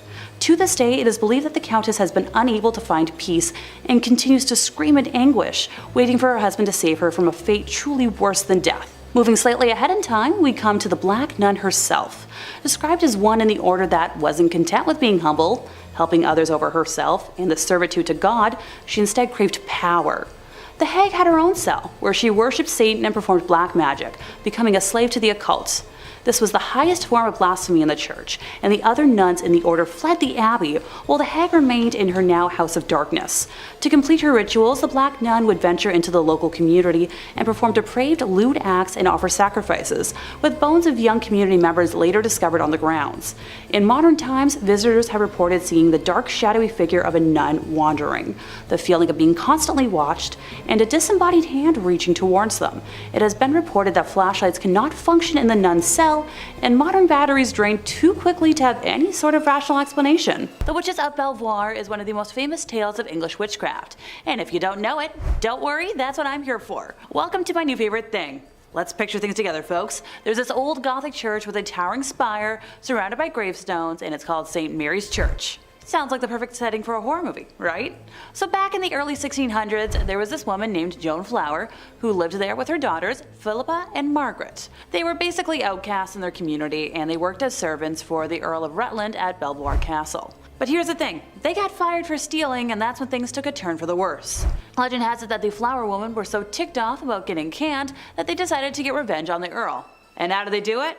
Well, let's look at the times. Witchcraft, of course. Yeah, apparently they put a curse on the Earl's 2 sons, which were the heirs to his earldom, and well, let's just say it didn't end well for the boys. Fast forward to today, and the story is still giving people the EBGBs. This church is like ground zero for creepy tales. Inside the church, there's this tomb that commemorates the deaths of the 2 boys, and it says that they were, well, killed by wicked practices and sorcery. Fun little additional fact for y'all, St. Mary's Church is the only place in England where you can find a tomb that officially pins witchcraft as the cause of death. Which, that's a little chilling. No wonder the Pope wants to steer clear of this place. Who wants to mess with that kind of dark energy? So, next time you're in the area, maybe think twice before wandering into this church. Unless, you're into that whole haunted cursed tomb vibe. Which I am. I don't look like it today, but I promise. Normally my cup of tea. Alright, so we're going to stay in England for this next entry and move over to St. Mary the Virgin in Clophill. Clophill? Clophill? I looked up 5 different pronunciations and they told me 5 different things, so you tell me which one's right, folks. Originally built facing the west sometime around the year 1350, it's believed to have been erected on top of a leper hospital run by monks. I'd like to take a moment to note that it was built in the wrong direction, with churches traditionally facing east, the direction from which the sun rises, which is associated with the location of heaven and the return of the Messiah in Christian religion. Altars inside of these holy buildings would face in the eastbound direction for prayers. Some have claimed that because St. Mary the Virgin faces away from God, it thus opens the doors to hell, and ergo responsible for the tale I'm about to tell. Oh, that was a good rhyme. The building was abandoned in 1848 when the rector at the time made the decision to have a new church built, instead of expanding the previous one, which was much needed due to the rapidly growing congregation. Old St. Mary's, as was dubbed by the locals, was then primarily used as a mortuary chapel, holding bodies before they were buried in the adjacent cemetery.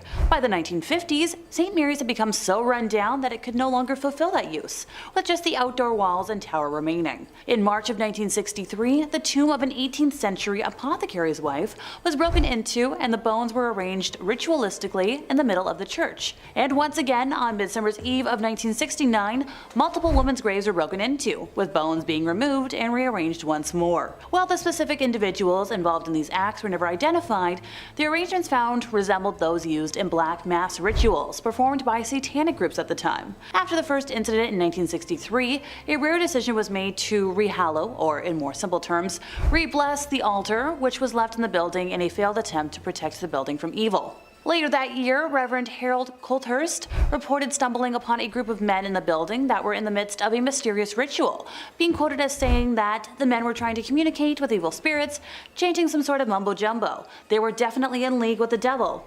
Modern-day visitors to the now landmark have reported seeing a plethora of ghostly figures during daytime, nighttime, faint lights moving about before vanishing mysteriously, along with reports of a chilly and oppressive atmosphere even during warm days. Yeah, I can see why some religious folks might not want to go there.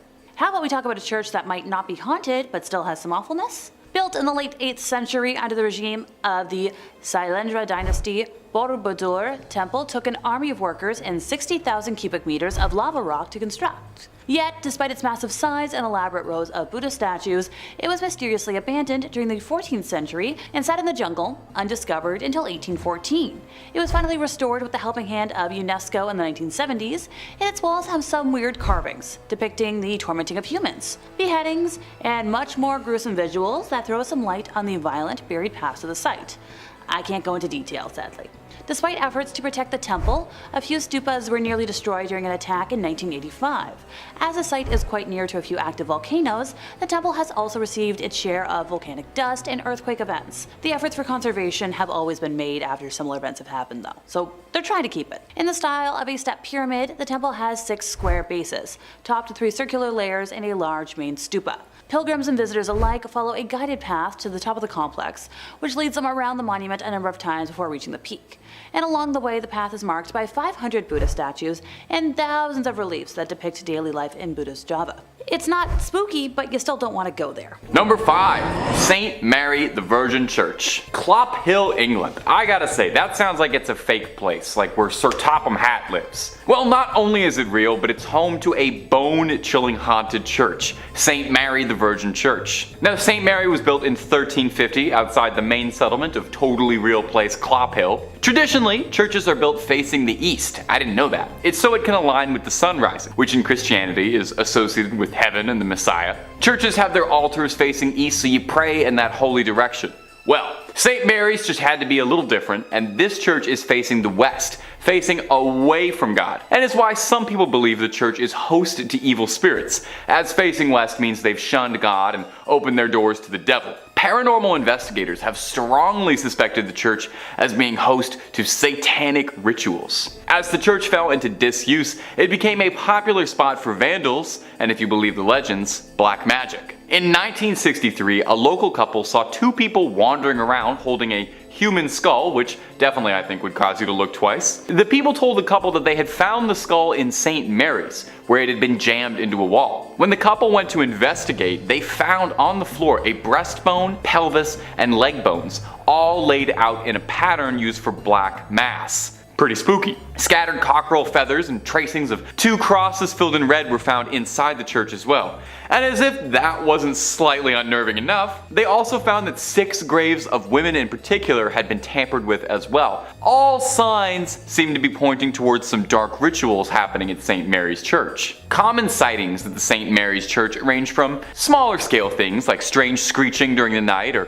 hearing the bell going off despite being long abandoned, and the more threatening reports seeing tall, dark figures wandering the ruins of the church, perhaps getting themselves ready for another ritual, or perhaps they've been contacted by a ritual and are arriving. Only thing I know is I won't be checking out the midnight mass there anytime soon. And if you're interested in way more scary stories of all manners, cryptids, conspiracies, churches, hauntings, aliens, we've got a little bit of everything at Top 5 Scary. So click on through, find something to get cozy with, and subscribe, and make sure you hit that bell so you catch all of our videos as they drop. But do all that stuff at the end of this one, okay? Because we got way more haunted churches for you coming right up. Number 4. Our next entry on the list today is going to be the Aquia Episcopal Church. And if you haven't said that, try saying that 10 times fast. I dare you. Located in picturesque Stafford, Virginia. The church has 200 years of history to it, which means it's also got approximately 200 years worth of ghost stories to study. When the church was first built way back when in the 18th century, it was stained by an unfortunate tragedy. You see, the surrounding areas were exhausted by war and the lack of resources, food, and money, and as such, brigands would take to the dark country roads to attack innocents during the night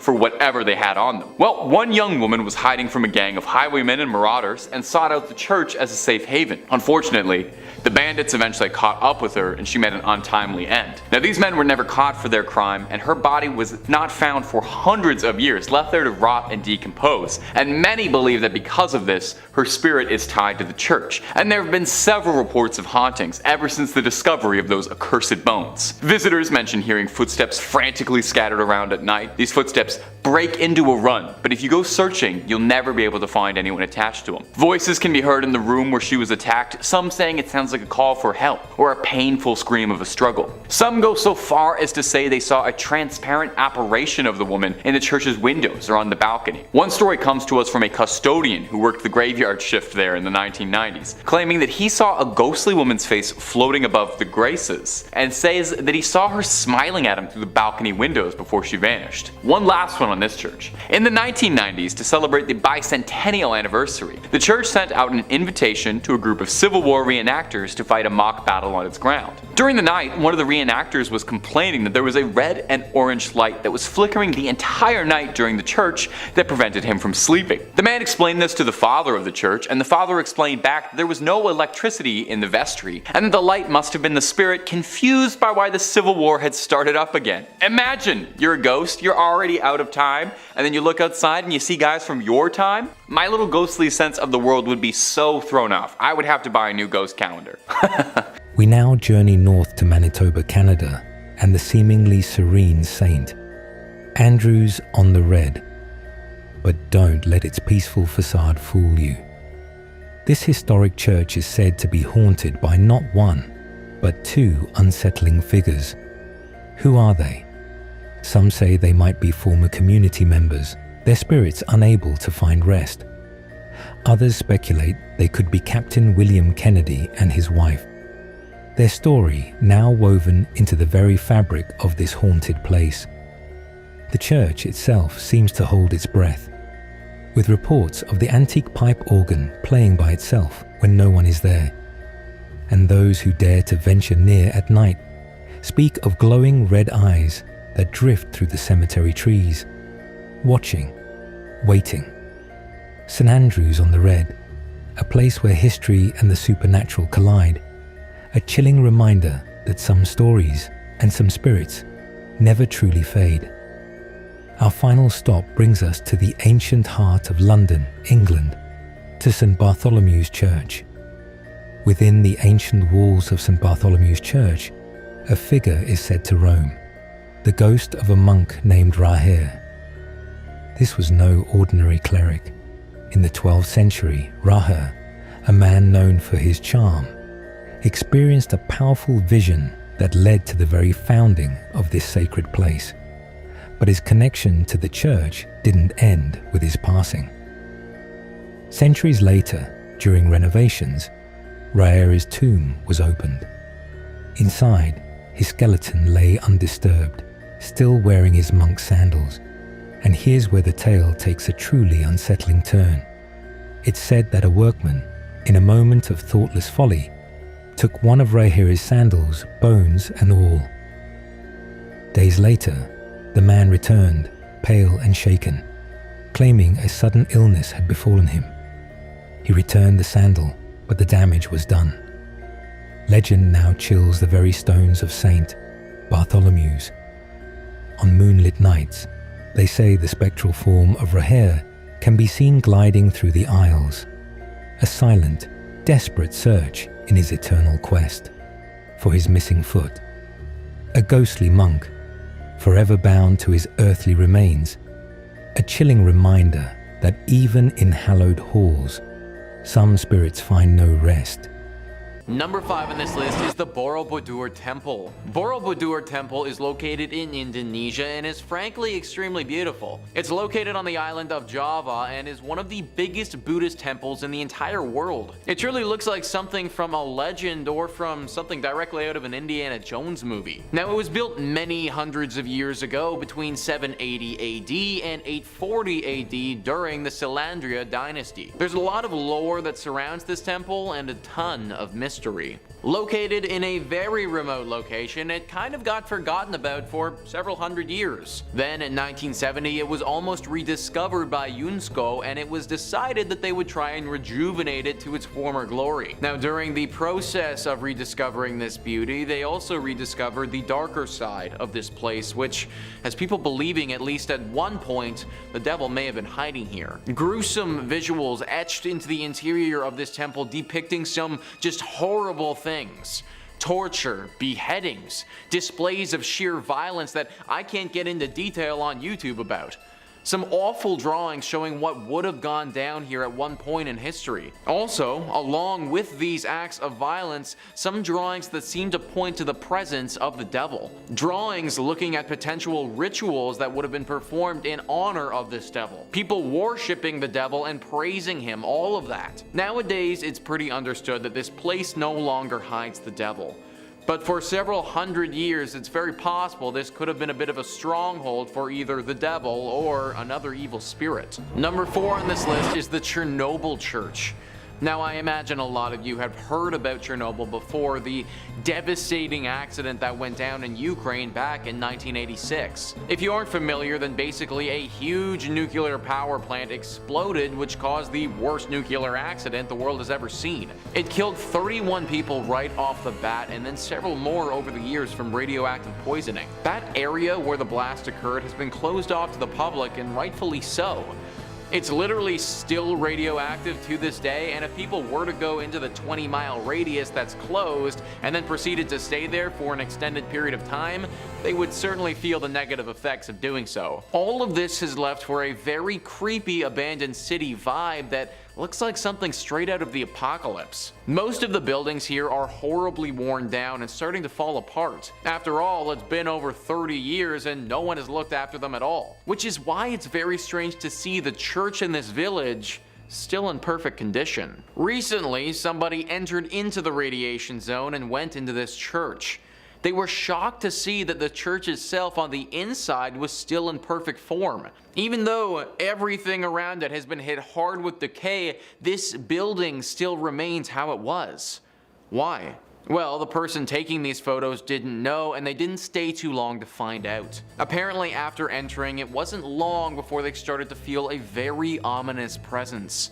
Something deep and dark and sinister lurking here, not wanting to be found. As if entering the church woke whatever this thing was from its slumber, and it wasn't ready to be woken. This individual got out of there as fast as possible and didn't want to investigate further, but it got me thinking that this church might be hiding the devil. A horrible accident occurs where tons of people perish.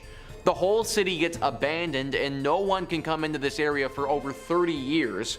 And this one flimsy little church is still totally intact and looking pristine. It seems a little bit too suspicious for me. If this is the case and this church is hiding the devil, then we can take it a bit further too. Now the real question comes out about how the Chernobyl accident really went down. Maybe the devil, or whatever demonic creature is living in this church, had some role to play. St. Mary's Church, located in Clopehill, England, and better known as Satan's Ruins. In the sleepy village of Clopehill lies a ruined church that has become infamous for ritualistic black masses and grave desecrations. Now, in 1963, vandals broke into St. Mary's Church, exhumed corpses from the graveyard, and arranged human remains in occult symbols. It shocked the nation, and believe it or not, that was just the beginning. Since then, paranormal investigators have documented seeing glowing orbs, shadow figures moving among the tombstones, and cold winds sweeping through on calm nights. One psychic claimed the site radiates pure malevolence. Local legend says a secret underground chamber beneath the altars where initiations into satanic cults took place, and some claim it's actually still used today. The kicker? Phone and camera batteries reportedly drain instantly when you try to record there at night, so if you visit, be sure to pack a portable charger with you.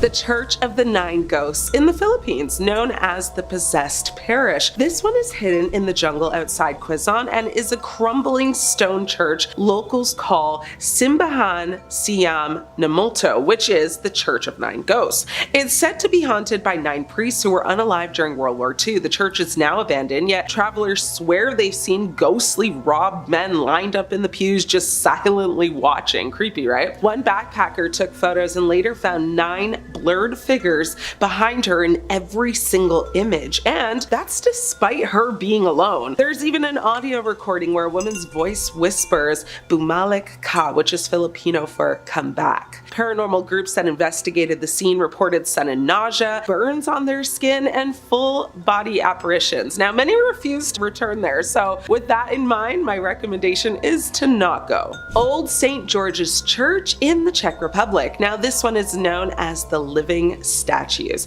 In 1968, the ceiling collapsed mid-service at Old St. George's Church in Lakova. Now, that incident sparked whispers of a curse, and eventually, the building was actually just left to rot. Now, years later, an artist installed dozens of ghostly statues, resembling mourners frozen in prayer, but visitors that go say the statues actually move. Some turn their heads, others disappear entirely, only to reappear the next day in a completely different pose. Tourists report extreme chills, phantom voices reciting Latin prayers, and sensations of being watched from inside the pulpit. One woman who went actually fainted while standing amongst the statues and claimed she saw the face of her deceased mother in one of them. That's just terrifying. Our Lady of the Angels Cathedral, located in Los Angeles, and this one is known as the Screaming Sanctuary. LA's massive Our Lady of the Angels Cathedral was actually built in 2002, so not that long ago, but beneath it lies the site of a 19th century cemetery. Now, during construction, workers uncovered human remains, and ever since, whispers of strange phenomena have followed the church. A priest actually reported that the confessional booths shake violently at night. One security guard actually quit after seeing a woman in a veil walk through a locked glass door, whispering, "You buried me wrong." And during a 2014 midnight mass, a live microphone picked up a scream that none of the people there could actually hear in person. Only those listening online heard it. Audio engineers couldn't explain it either, so it's still a mystery. But the Vatican sent an inquiry the next month, and even still, nada. So visit at your own risk, but report back if you do and let me know how that goes. Borgvattnet Church in Sweden. This one has a pastor that never left, reportedly. Now, the Borgvattnet Church in northern Sweden is so haunted, it was actually converted into a hotel for ghost hunters. Built in 1876, the rectory was home to many pastors who all reported violent poltergeist activity, and one claimed he was even thrown from his chair by invisible hands. Visitors who go here hear crying babies, doors slam on their own, and chairs that are rocking by themselves. Now, a photo from 1981 reportedly shows a woman in 19th century clothing floating in a hallway. Now, if you stay the night, you're actually given a certificate, but most don't actually make it until dawn. So one woman locked herself in the bathroom for hours, saying something was trying to crawl into her body. So you literally get a certificate if you make it. It's kind of like when a burger joint gives you a prize if you finish their like 20-pound burger in 30 minutes. Honestly, I love a good challenge. This one seems worth it to try. I mean, I'm not gonna go, but you go and come back and tell me if you made it. We'll be waiting. Number 5 on this list is Hallstatt Karner. Hallstatt Karner is one weird church, man, let me tell you. I'm all about unique and cool decorations, but human body parts? Kind of where I draw the line, guys. Discovery.com says many bone churches and ossuaries are decorated with femurs and pelvises, but at Hallstatt Karner, these skulls themselves are decorated. More than 600 of the skulls on display in this Benhaus, also known as Bone House in English, bear their former owners' names, professions, and the date of their death. Many are also adorned with decorative garlands and flowers. But perhaps what makes this bone church stand out the most is the fact that the most recent remains to be interred here belong to a woman who passed away in 1983 after having requested the Benhaus as her final resting place. What's more, she might not be the last because the church is still open to receiving similar requests. So yeah, the dark secret here is that there is literal bones still being added. 1983 is really not that long ago when you think about it, and like the article suggests, that's probably not the last person to have been thrown into this array of skeletons. I guess it isn't, but it feels like this should be illegal or something. At the very least, it's just super weird. Like, why is a bunch of dead bodies and bones and stuff bringing anyone closer to God? Isn't the whole point of church to connect with your spiritual side? Not get grossed out by a bunch of dead people who you might have even known at one point. The church is located in Austria and has got to be one of the scariest churches in that country for sure. Unless you want your bones to be added to some religious display, I would stay away from this place. Number 4 on this list is the St. Louis Cathedral, a beautiful church like many on this list, which is riddled with spirits.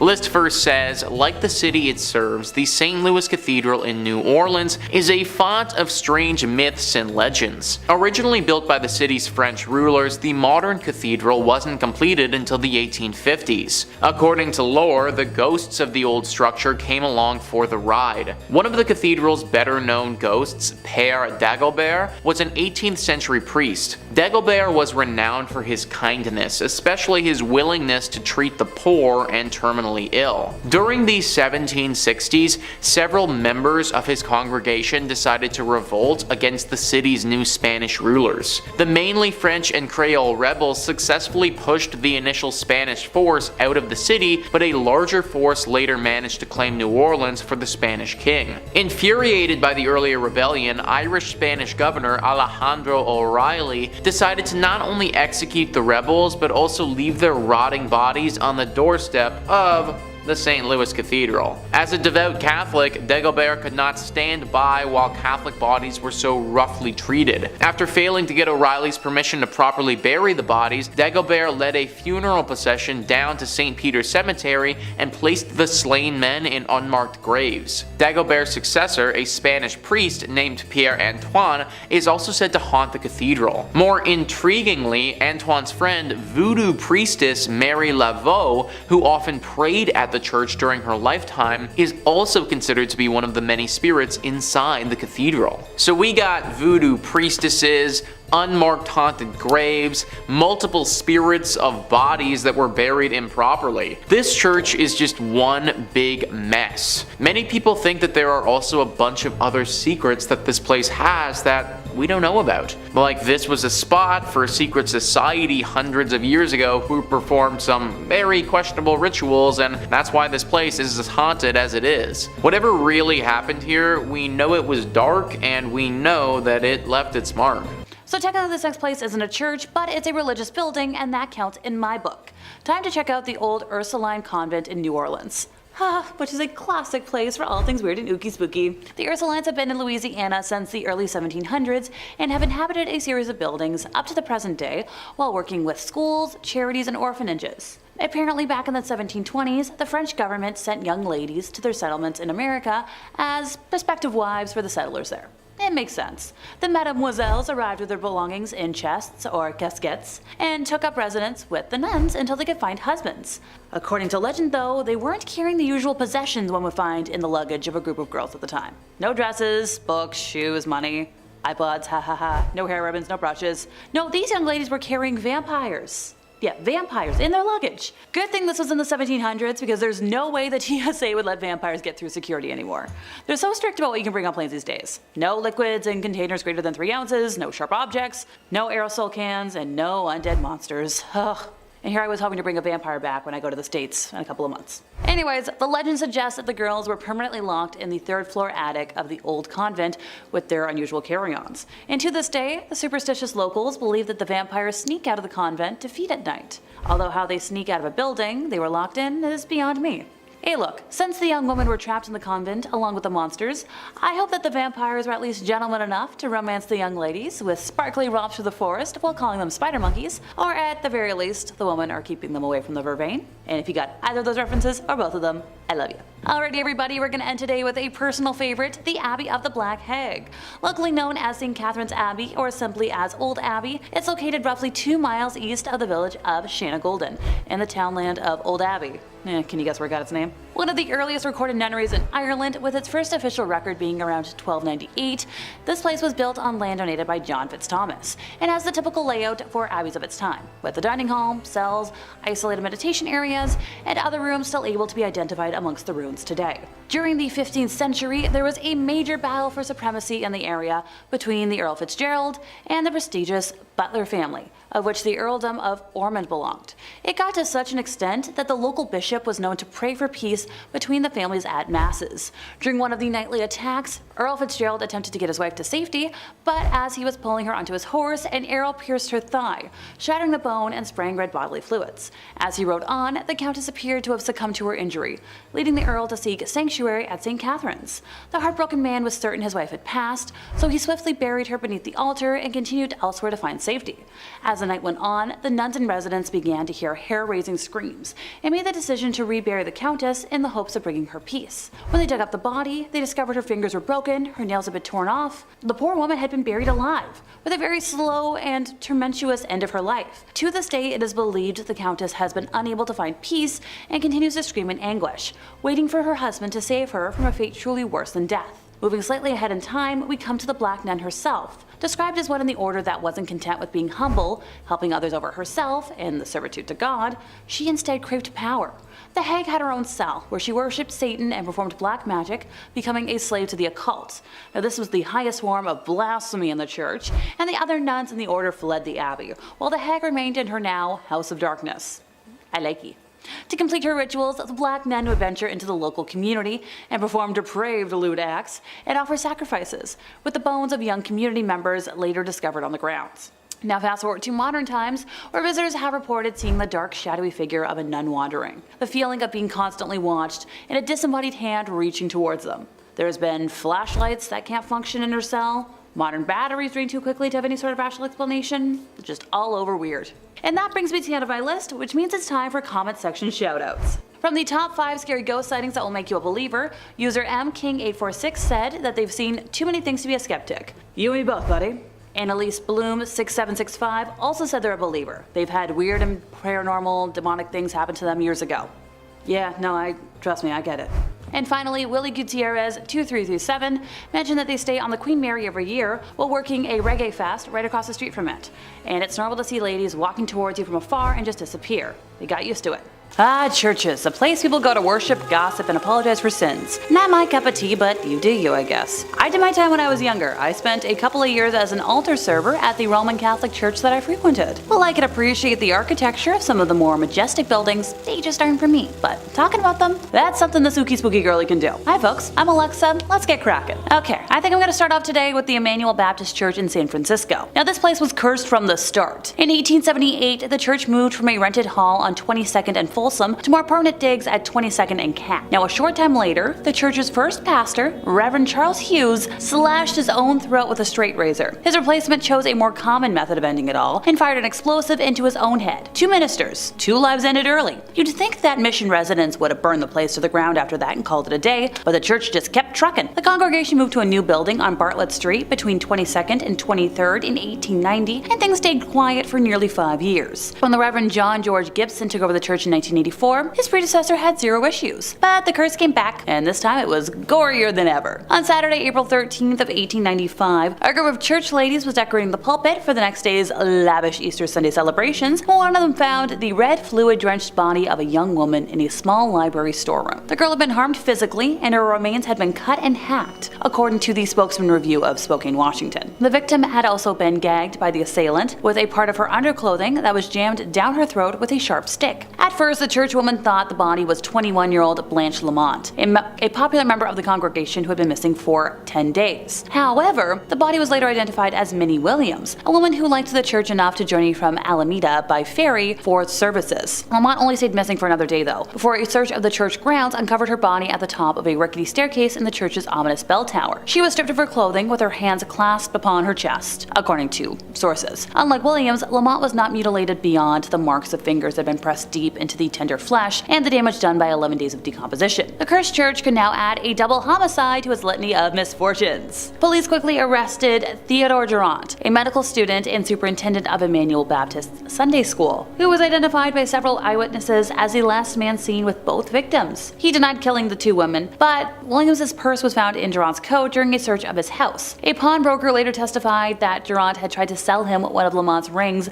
days after her disappearance. The jury found him guilty in just 22 minutes on November 1st of 1895. After the killings, Mission residents called for the cursed church to be burned to the ground, but it stayed. Even the earthquake of 1906 and the fires that followed failed to take down the building. At this point, I've lost track of how many people died at or because of this church. Number 3 on this list is Egg Hill Church. This church was home to one of the worst tragedies a church has ever been host to. I've never been a real churchgoer myself, but from my understanding, love, life, spirituality, all of this is supposed to be in the air when you go, and the whole reason for doing so. Death and hate and violence, that's all supposed to be left at the door. Pennsylvania's Egg Hill Church didn't quite do that. Instead, they invited death into the church on one particular Halloween night. Many years ago, the whole community gathered into the church on Halloween. The priest passed around bread and wine as is customary, but this bread and wine was a little off. In fact, it was very off. So off that everyone who had it died.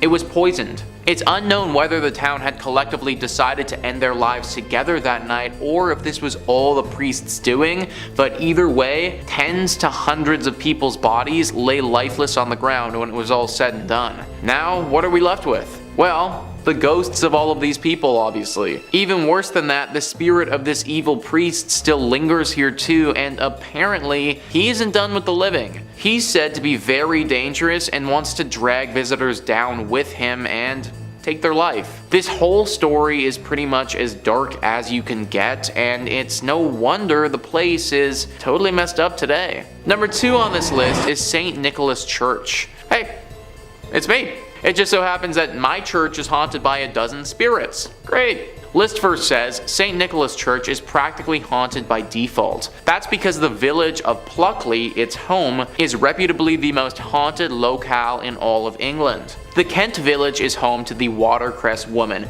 who occupies the Pinnock Bridge, and to the ghost of a schoolmaster who committed in front of his pupils. According to a conservative estimate, Pluckley contains no fewer than 12 active spirits. The church itself is said to be the home of both the beautiful ghost of Lady Daring and the Lady in Red, a ghost who searches the adjacent churchyard for her lost baby. The ghost of a former miller who worked in the area is also said to haunt the churchyard in search of a long-lost love. Also, the ghost of a monk at nearby Greystone's house is also said to be seen during the night. Finally, visitors to St. Nicholas have reported seeing lights in the church's windows when no one was inside. So we have another church with just a plethora of horrible things. Someone taking their own life, a missing a man who has lost his loved one. My question is, why did all of this happen at this one church? Like, what really caused all of this to transpire in the first place? Are we just supposed to believe that it's all coincidence, or is there actually something more afoot here? I think that's the real secret, and sadly, I don't know if we're ever going to be able to find the true answer. And finally, number 1 on this list is St. Andres on the Red. Just that name alone, on the Red. Like, of course this place had to have some dark secrets. List first says, St. Andrews on the Red, completed in 1849, is located in the town of Selkirk, which is more or less a suburb of Winnipeg. It's the oldest stone church in Western Canada, and it may be the region's most haunted thanks to the spirits of former plague victims. Other apparitions are said to populate the church's graveyard. Eyewitnesses have reported seeing a ghostly man clad in black and a mysterious woman in white. Also, a disembodied pair of red eyes have startled the visitors in the past, while a ghost car has been noted not far from the church's main entrance. If you're thinking about visiting the church or graveyard, be wary. Those who've claimed to have seen the various apparitions also reported having terrible nightmares the following nights. Most of these nightmares apparently involved the gates of the cemetery,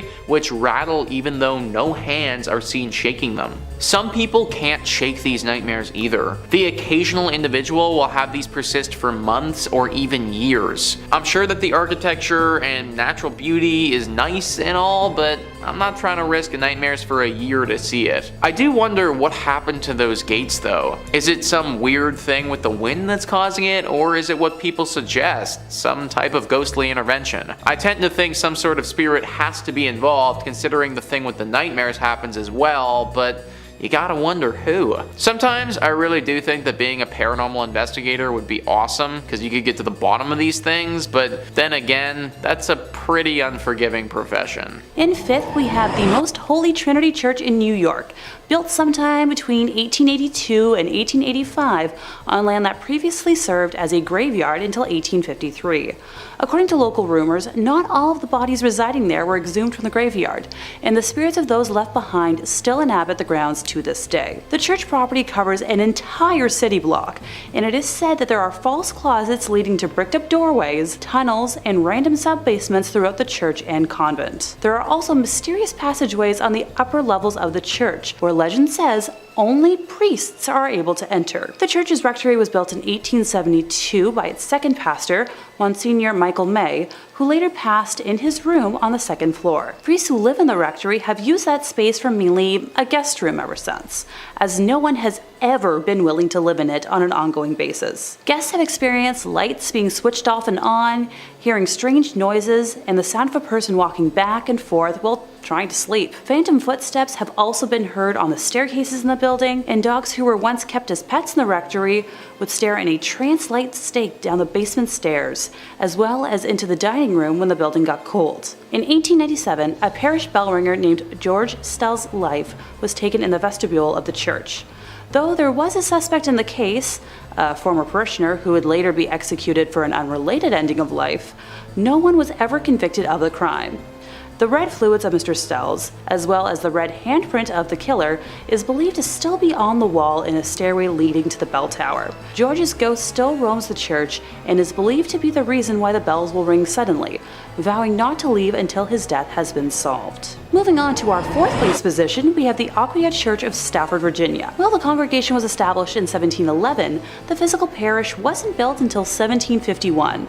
It was a gorgeous brick building built on a peaceful hilltop with a 2-story crucifix floor plan, which otherwise known as a cruciform, which was considered a rather unusual style for colonial churches. Aquia was built to replace 2 earlier sites of the Overwharton parish, which were constructed around 1680. The inside of the church burned down in 1754 and was not rebuilt until 1757. It was then shut down from the Revolutionary War until the Civil War due to lack of funding, before reopening as a stable, campsite, and hospital for Union forces.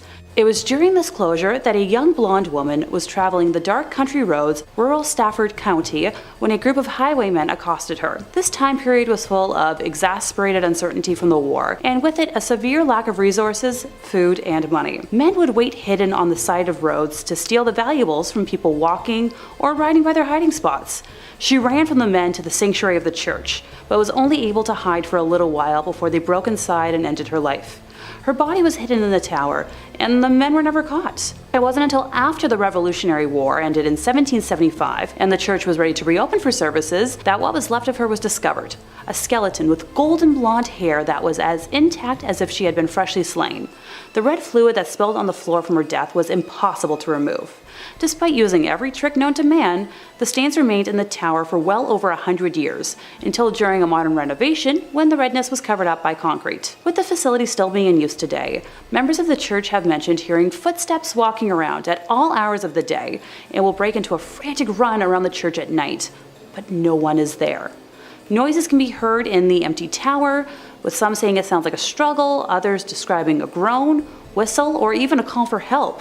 Many have also mentioned seeing a transparent woman in the church's windows, on the balcony, or even in the graveyard, dubbing her Blonde Beth after the hair of the skeleton. In the 1900s, brave people would try to stay overnight at the church, but were chased away by what they described as an unfriendly presence. A custodian working in the graveyard saw a ghostly woman's face floating above the graves, while another man saw a woman smiling at him through the balcony windows before she vanished. In the middle of this creepy sandwich, in third place, we're taking a closer look at St. Mary the Virgin, located on the outskirts of Clophill, England. Originally built facing the west sometime around the year 1350, it's believed to have been erected on top of a leper hospital run by monks. I'd like to take a moment to note that it was built in the quote-unquote wrong direction, with churches traditionally facing east, the direction from which the sun rises, which is associated with the location of heaven and the return of the Messiah in Christian religion. Altars inside of these holy buildings would face in the eastbound direction for prayers. Some have claimed that because St. Mary the Virgin faces away from God, it thus opens its doors to hell, and ergo responsible for the tale I'm about to tell. The building was abandoned in 1848 when the rector at the time made the decision to have a new church built, instead of expanding the previous one, which was much needed due to the rapidly growing congregation. Old St. Mary's, as was dubbed by the locals, was then primarily used as a mortuary chapel, holding bodies before they were buried in the adjacent cemetery. By the 1950s, St. Mary's had become so run down that it could no longer fulfill that use, with just the outdoor walls and tower remaining. In March 1963, the tomb of an 18th century apothecary's wife was broken into, and the bones were arranged ritualistically in the middle of the church. And once again on Midsummer's Eve of 1969, multiple women's graves were broken into, with bones being removed and rearranged once more. While the specific individuals involved in these acts were never identified, the arrangements found resembled those used in black mass rituals performed by satanic groups at the time. After the first incident in 1963, a rare decision was made to rehollow, or in more simple terms, re-bless the altar that was left in the building, in a failed attempt to protect the building from evil. Later that year, Reverend Harold Colthurst reported stumbling upon a group of men in the building that were in the midst of a mysterious ritual, being quoted as saying that the men were trying to communicate with evil spirits, chanting some sort of mumbo-jumbo. They were definitely in league with the devil. Modern-day visitors to the now landmark have reported seeing a plethora of ghostly figures during the day and nighttime, faint lights moving about before vanishing mysteriously, along with reports of a chilly and oppressive atmosphere even during warm days. Number 3, Monaster Nagayal the Duff, or Abbey of the Black Hag, if you don't got all that time. Wow, you see that? You see what that church is called in that little chyron below me right now? I'm just supposed to pronounce that with my lips? Okay, it's also called the Abbey of the Black Hag, and that's what we're going with. We're not calling it that other thing. I'm not doing that. Black Abbey of the Hag, only name this church has ever gone by, and it was built in 1298. And it was one of the well-known medieval convents in Old Ireland. The remains of the abbey still stand today in a secluded valley, making it already mysterious and supernatural place just that much more supernatural and overgrown and spooky. I mean, the place is called the Abbey of the Black Hag. You don't name a place that unless it's extremely haunted or if there's like a cool boss fight or something there. Sounds like it's straight out of Dishonored. It's believed that the last abbess, horrible word by the way, in charge of the abbey practiced witchcraft, and in the scary way, okay? She brought death, misfortune to the surrounding areas. Pope Martin V condemned the abbey, not being down for witches at all. The accused witch left to live out in the damp, deserted abbey by herself, which she probably loved because it sounds scary. Over time, her skin blackened, her hair furrowed, and her soul twisted, leading to the place being renamed the Abbey of the Black Hag. And if you can believe it, there's actually more to this one. The Count and Countess of Desmond once called the abbey home when attempting to flee their attackers, where the Countess was fatally struck by an arrow and buried by her husband. But it wouldn't be the end of the Countess, because sightings of a ghostly figure around the ruins of the abbey were common, meaning someone eventually went to dig up that grave, finding worn out finger bones, meaning she was still alive when she was buried. It's said now that a woman's panicked shrieking can be heard in the early hours around the abbey. Number 2. The Borley Rectory. The Borley Rectory is an old London estate that has the unique distinction of being considered the most haunted building in the United Kingdom. No big deal, or anything. Almost immediately after its construction, stories of hauntings started to creep out. One of the first local legends says that in the 12th century, a priest and a nun had a naughty little affair, and when they were discovered, the nun was bricked up and left to rot in the nearby church. Since then, they say that her spirit roams the rectory. In 1900, 4 daughters of the then estate owner all said that they saw a nun wandering around the estate late at night. They tried to talk to her, but got no response back, just a scary ghost stare. The family claimed they'd see this nun around the property, and on one occasion they thought they saw the spectral apparition of a horse-drawn carriage with a headless rider, some real Sleepy Hollow stuff. From there on, there was all these reports of bizarre sounds or strange shadows creeping out the corner of your eye. In 1927, the estate changed hands, as the original family owning the estate had all passed on, and a new family, the Smiths, had moved in. Shortly after, they discovered a human skull in the cupboard in a brown bag, which is not a great housewarming gift, to be honest. They reported poltergeist behavior, unexplained footsteps, lights flicking around them, and the same sightings of headless specters. Now, they only lasted 2 years, not being down for any of the hauntings or skulls in cupboards, any of that business. And the next family, the Foysters, didn't have much better luck. They had objects flying around their home, and on one occasion claimed their daughter was attacked by something truly horrible. They moved out as well. And the last owner of the rectory would be Captain Gregson, who accidentally lit the estate ablaze while unpacking, although insurance claims they think the fire was started intentionally, perhaps in a desperate attempt to cast away whatever evil has been trapped in the Borley Rectory for so long, or perhaps he unintentionally unleashed it out into the world. Time will tell. At number 1, Mortimer Abbey. Mortimer Abbey is a monastery in the forest of Lyons, France. A real old church built in 1134 on marshland, near the stagnant water of the drainage lake. The monks dug it out to try and dry the marshy land around the Fulbrock stream, which was called the Dead Pond.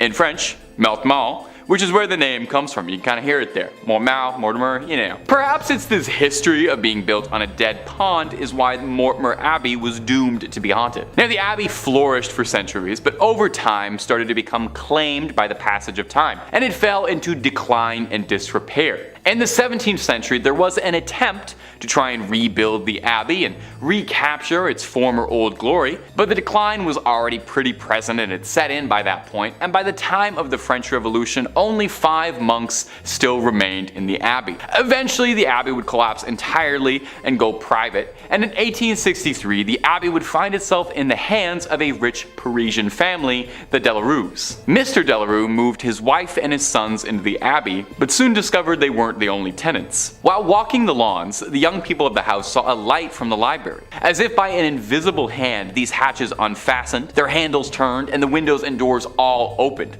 The paintings on the inside of the abbey turned themselves around and steps thundered out into the halls, and nobody moved out immediately after. I would have started looking for new real estate right then and there. But one night the young Delarue, Charles, had his fiancée over to come see the estate that would become her new home in marriage. She was offered the guest room, but found herself terrified during the night when she couldn't sleep because she was too busy being tormented by mysterious sounds and objects around the room that were hurling themselves around, being possessed by something. Having had, quite frankly, enough, like I think any of us might have. The young suitor announced she would never live in this house, called off the entire marriage, and hurried back to Paris tout de suite, where there were plenty of handsome young men asking her hand in marriage who didn't live in old haunted estates, okay? That's the message to take away from this. Get the love you deserve, and the love you deserve is not in a haunted house. Number 2 on this list is the Templa Mayor ruins. So a church is typically defined as a place for Christian worship, but if we loosen up the definition a little bit and just make it a building or landmark where people would have worshipped higher beings, then the Templa Mayor ruins can certainly qualify. This temple is one of the most haunted places in Mexico, and for good reason. Gaurav Gupta writes, "This archaeological site in Mexico has a blood-soaked past. It is a haunted Aztec civilization site that has made its presence felt through the time. Around 4,000 people were brutally killed to please Aztec gods. The priests would cut out the beating hearts from the victim's chest and then throw their lifeless bodies on the stairs of the Aztec temple. Aztec's last emperor made his last stand against invading Spanish armies before he was tortured and killed. This Aztec is now a museum, and tourists report strange, sensational feelings and sightings of shadow figures." 4,000 people were likely sacrificed here. That is just an insane number of people to have died over the years. Not to mention the fact that a battle took place here, and that would have caused more loss of life in great numbers. Needless to say, the spirits of those that passed have never really left. Glowing orbs are always spotted at this place, especially in the evening. Some people have also felt contacted by the dead before.